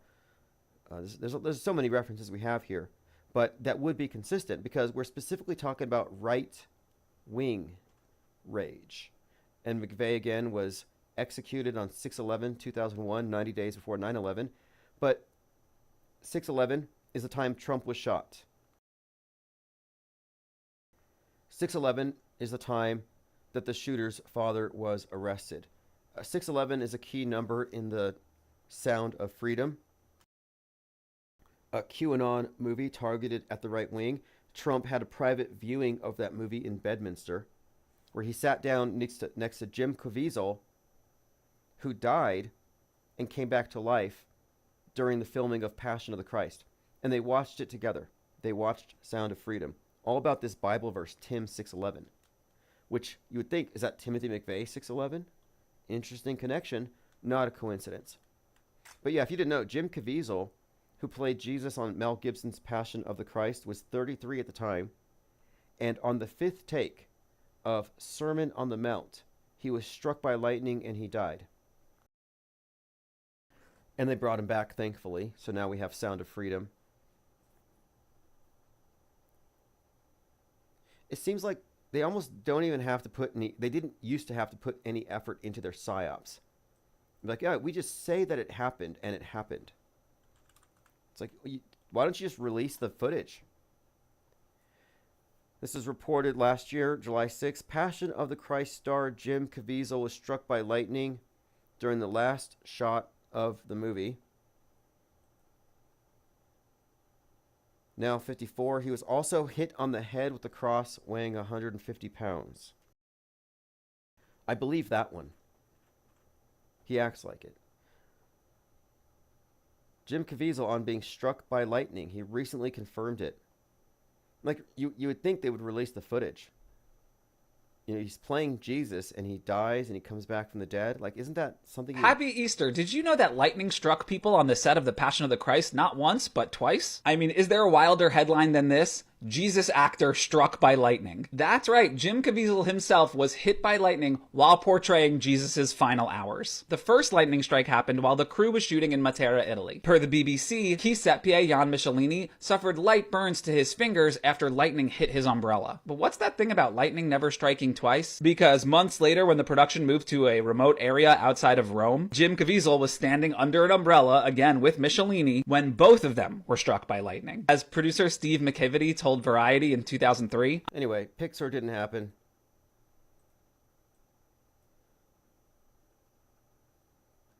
Slick Rick says, Sean Penn wearing a Colt 45. I see it here, Colt 45 shirt. Interesting. Yeah, the name Colt is highly significant, again, as caller commented on. There's some significances there to the name Colt. But also, Colt 45 ties Elvis into the story. He gave Nixon a Colt 45. And then, of course, the blood on the side of the kid's face that he put there on Elvis's birthday. Fascinating connections here. Again, Colt 45, and let me bring this up. There's this shot glass, and Trump's a teetotaler. He doesn't drink. He doesn't smoke. So why the hell was he selling at his bar in Trump Tower called 45 and Whiskey? Why is he selling a shot glass that has a bullet hole in it, and his signature? Trump's signature 45. So this is a shot glass. Like, what do you call this? Like, it makes zero sense. I mean, I get it. It's a pun, a shot glass and a shot. But again, Trump doesn't drink. So why did he endorse this? Why was he selling this for years? Well, now we know why.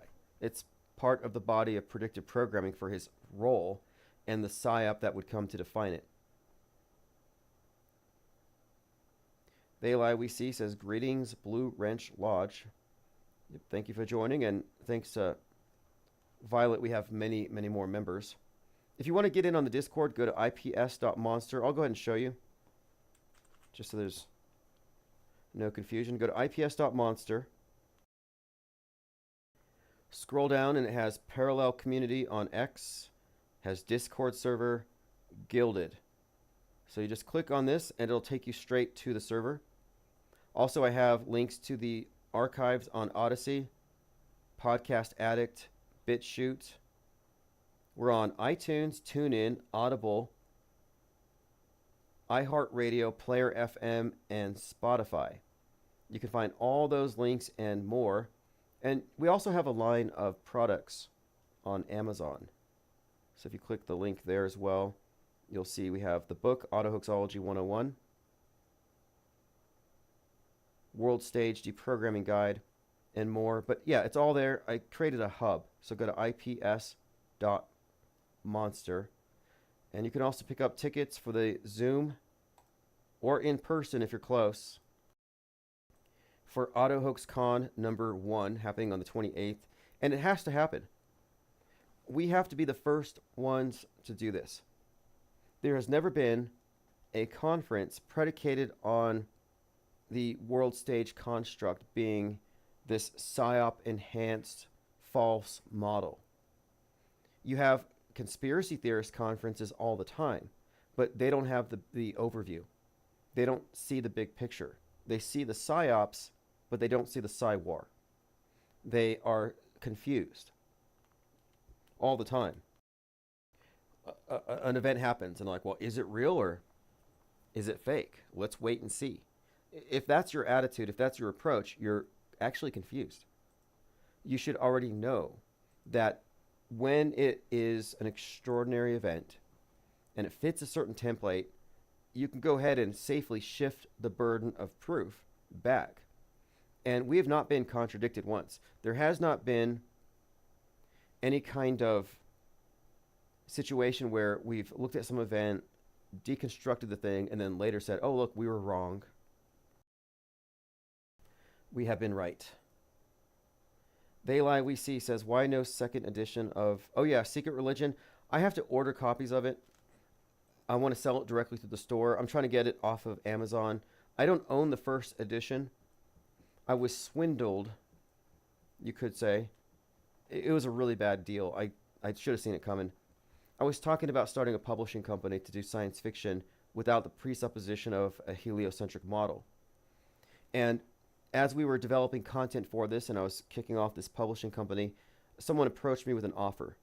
And they said that they would pay me a certain amount to oversee the production of all these books, but they wanted to basically, be an owner. So I turned over about 12 ebooks that I had on Amazon that were mostly paying my rent from royalties in exchange for what would have been a business relationship where I would be paid to produce a lot of content. Well, that burned out after a few months. And so I basically lost custody of a whole lot of royalties. And the person who made the deal with me had a split with his then girlfriend who kind of absconded with everything. And one time I managed to contact her and she sent me a check, but she retains the rights. So I don't promote a lot of these books because, again, and what was crazy about it was as soon as I agreed to this deal and I started producing the books, they changed everything. They said, we don't want to do anything flat earth. we want to do more of a vintage 1950s science fiction catalog, which obviously I wouldn't be into. So it was just sort of a really bad arrangement. So my point of it is I do not promote Secret Religion of the Elite or any of these because I don't, that money's going to the enemy or somebody who is making some pretty bold claims. And I'm not going to get into the specifics, but I have some ideas that it might have been a deliberate act of sabotage. Last night we were talking about gang stalking. And yeah, I think there's some elements to that here. Esteban says, Illuminati card game added to the Think Tank chat. Thank you. Oh, okay, good, good.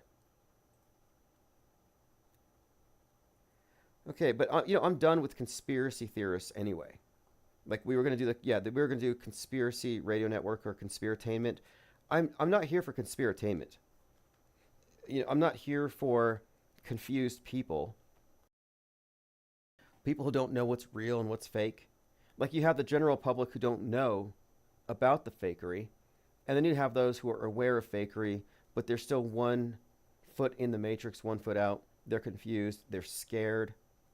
A lot of times they're bigoted because these conspiracy theories lead you down certain trails so that at the end of it, you're hyper-focused on one ethnic group or one explanation that leads you to a certain set of values that is really contrary to what we're engaged with here, which is more philosophical.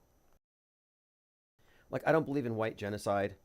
I'm not worried like Nick Fuentes. He's like, oh, we got to go make babies now. I'm like, what is this guy talking about? And you have to get out from underneath this big tent of Trutherville, where all the conspiracy theorists, and that's just a label to those who don't trust the news. So you have enough sense to ditch the mainstream news, but now you're in this big tent with all these people with a bunch of crazy belief systems that are contrary to what the mainstream believes, but they're no closer to the truth. And I've been working really hard on breaking away from that because these people are just, they're stuck in the mud. You may not believe in the mud flood theory, but Trutherville was hit by a mud flood. Some kind of soil liquefaction. They're literally stuck. And you think the sea of irrelevance is bad. They've been entirely mud flooded. And it's a bad place to be anyway, because it's consensus based. And I'm not here for the consensus.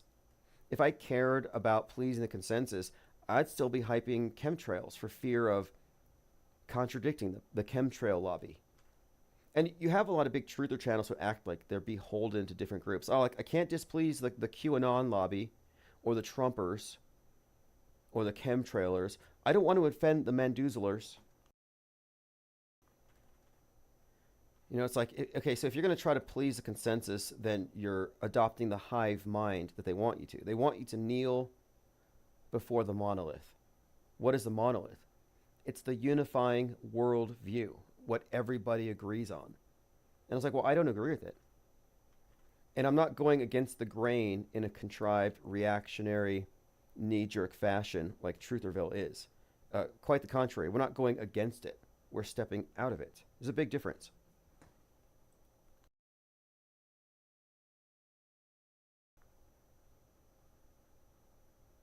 Okay, moving on. Obreek says, truthers like stories as much as normies. Well, the normies like their dream world.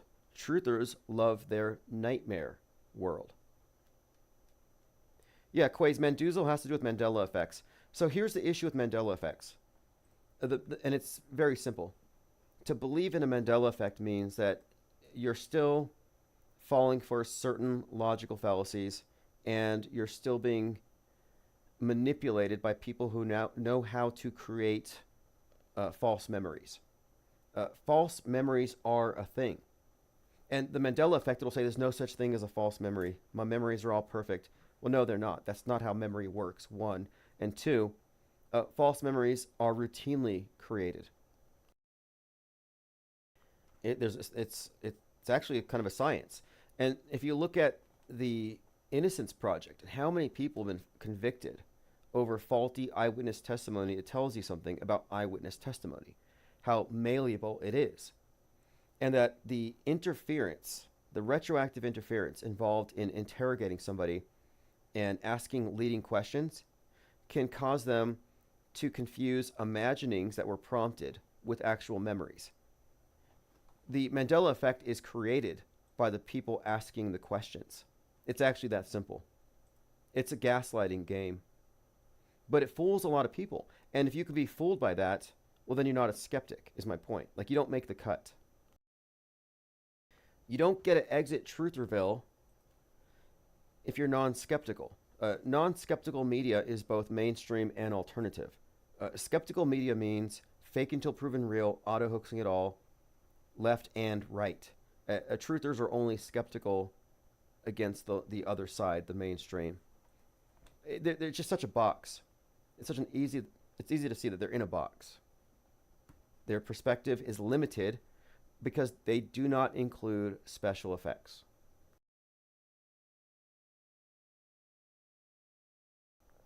Slick Rick says, I always get blank stares from normies. Yeah, I have a approach here that is essentially ignore them, don't try to wake them up, and if anything, distance yourself from the truthers. What we're doing is we are segregating. We're actually separating. We are quarantining by design. We have to split from anybody who falls into any of these traps. Anyone centered around belief systems. And I have to say that includes critical race theory. If you think that the West is the devil and it's oppressing the world, whites are evil, critical race theory, yeah, obviously you're stuck in the political horseshoe.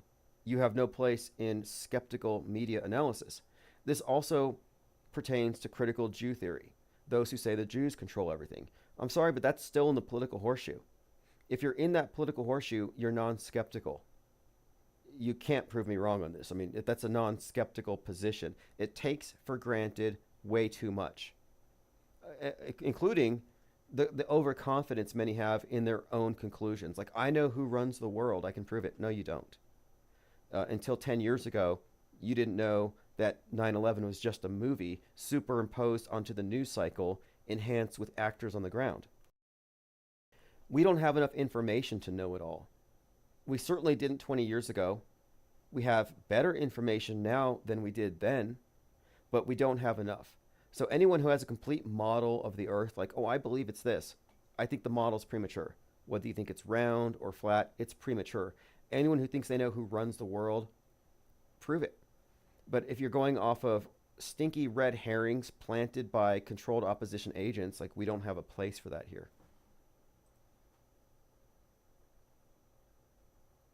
Angst G says, don't wake the sleepwalkers, it's dangerous. Well, it's very useful to understand their language, however.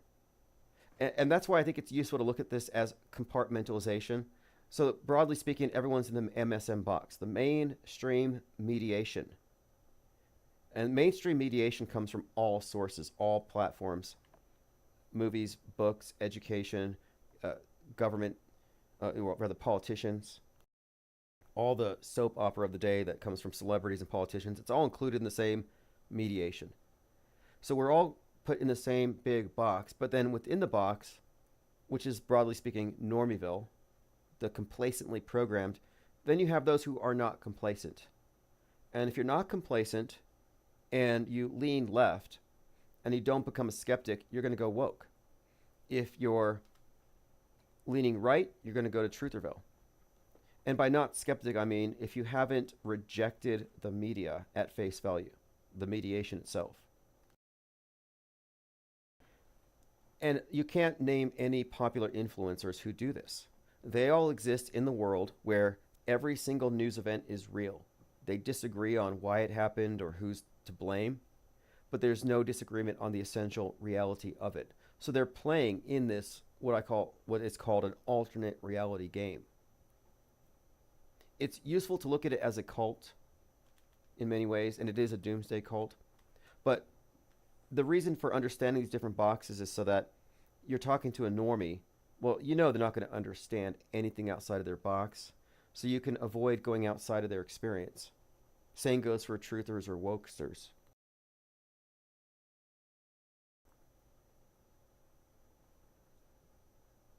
Okay, phones are open. 505-510-4226. Portal says newsbenders run the world. Yeah, they do. Newsbenders and liars. Jessica says Trump told the truth with fake news. No, Trump told... well, Trump actually destroyed the term fake news. Because now it just means liberal bias. He took it from the perspective of off-world stage, it's a construct, to those guys are lying about me. But in no way did Trump unveil anything about the true nature of things. I mean, look, Space Force. What do you think Space Force is? Space Force is consolidating all the satellites from all the military, but Space Force is ultimately about mind control, because outer space and the space program is about world view control. They show you the world that you're in. And outer space is a metaphor for the space between your ears. It's a commons. Just as outer space is a commons and cyberspace is a commons, they want the space between your ears to be adapted to a commonly accepted consensus model. And Trump did nothing to disrupt that. Obrique says Joker 2 releases soon. Yeah, Joker 2 is going to come out on 10/4. I'm looking forward to it for a few reasons. I need to finish watching Napoleon with Joaquin Phoenix. I think it's going to be predictive in some way. Joker 2 is actually being filmed out... Because I mentioned the Joker connections with the Trump trial. And think about it. Maxwell Zrello, Joker connection, sets himself on fire. You have Robert De Niro in the Joker movie outside the courthouse. And you go back to when Trump was arrested on 4/4/2023. They were filming Joker 2 outside of the courthouse. And on 4/4, that was actually Heath Ledger's 44th birthday. So Joker 2, 4/4. Well, 4 is a cross, so 4/4 is a double cross. Joker 2, J2, like Jesus coming back second time. 2 crosses. Joker has Joaquin Phoenix. The name Phoenix. Phoenix was a symbol associated with Christ very early on. The resurrection symbol. But Joaquin Phoenix is the second coming of Joker in that sense. So there's a lot of second coming, double cross symbolism attached to this. So I'm looking forward to Joker 2 for that reason.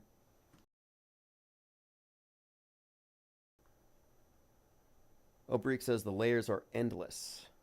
Peter W. says I've been watching Preacher. I want to watch Preacher. I had checked out some of the graphic novels, and I was downtown, and I saw an overturned red sports car, and I was told, I had to back off. It was part of a movie set. They were filming The Preacher. So I saw a Preacher set.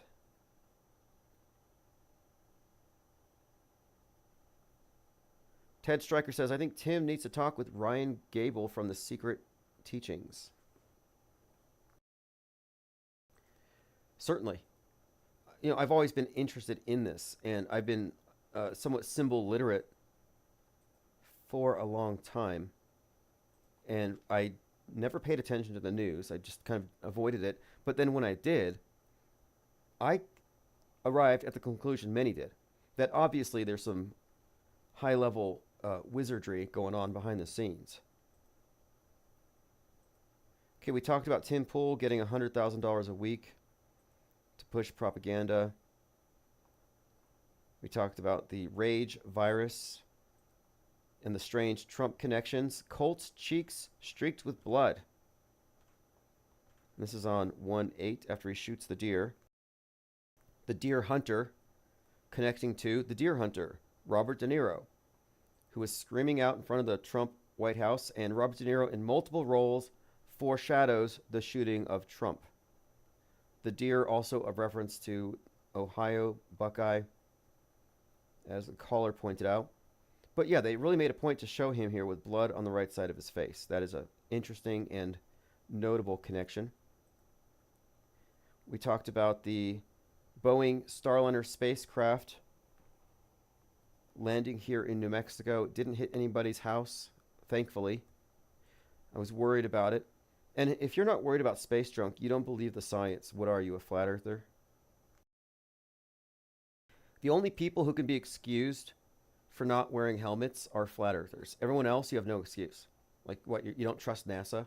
You don't trust the science? Not wearing a space junk helmet is like not wearing a mask. It's arrogant. It's selfish. It's science denialism. It's flat earthism, basically. If you're not wearing a helmet, I'm just going to assume you're a flat earther. Not trusting the science. Anyway, here's another article or a video clip. I have to play this just to show you how there's this general consensus coming out among right-wing and religious types that aliens are demons. Here's another one. This individual is saying that the aliens aren't coming from outer space, but they're coming from below your house. That they actually look more human with reptilian skin, but humanoid. They're hybrids. They mixed it in a lab. Come on now. Okay, so it's not from another planet. And they don't even look like you think they look. So who's in charge of that? So this is the things that I've never talked about before. I probably never will again, but thank you for coming. But this is the thing that we're dealing with. We're dealing with the book of Revelation. These things are going to come out of the earth. They didn't come on spaceships.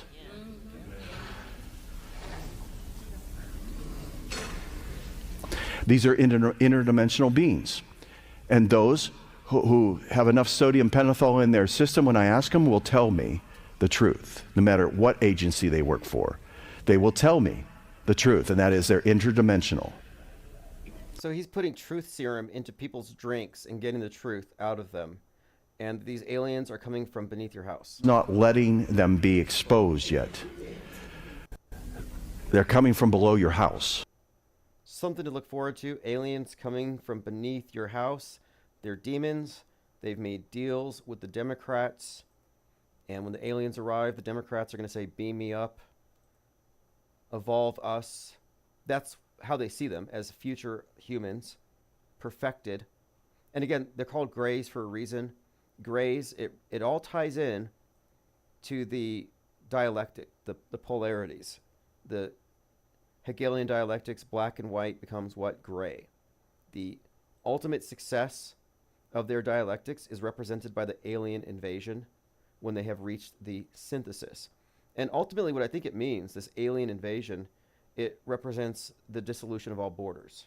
Not aliens from another planet, but the ubiquitous illegal alien invasion, which is, I think, one of the reasons why they conflate the two.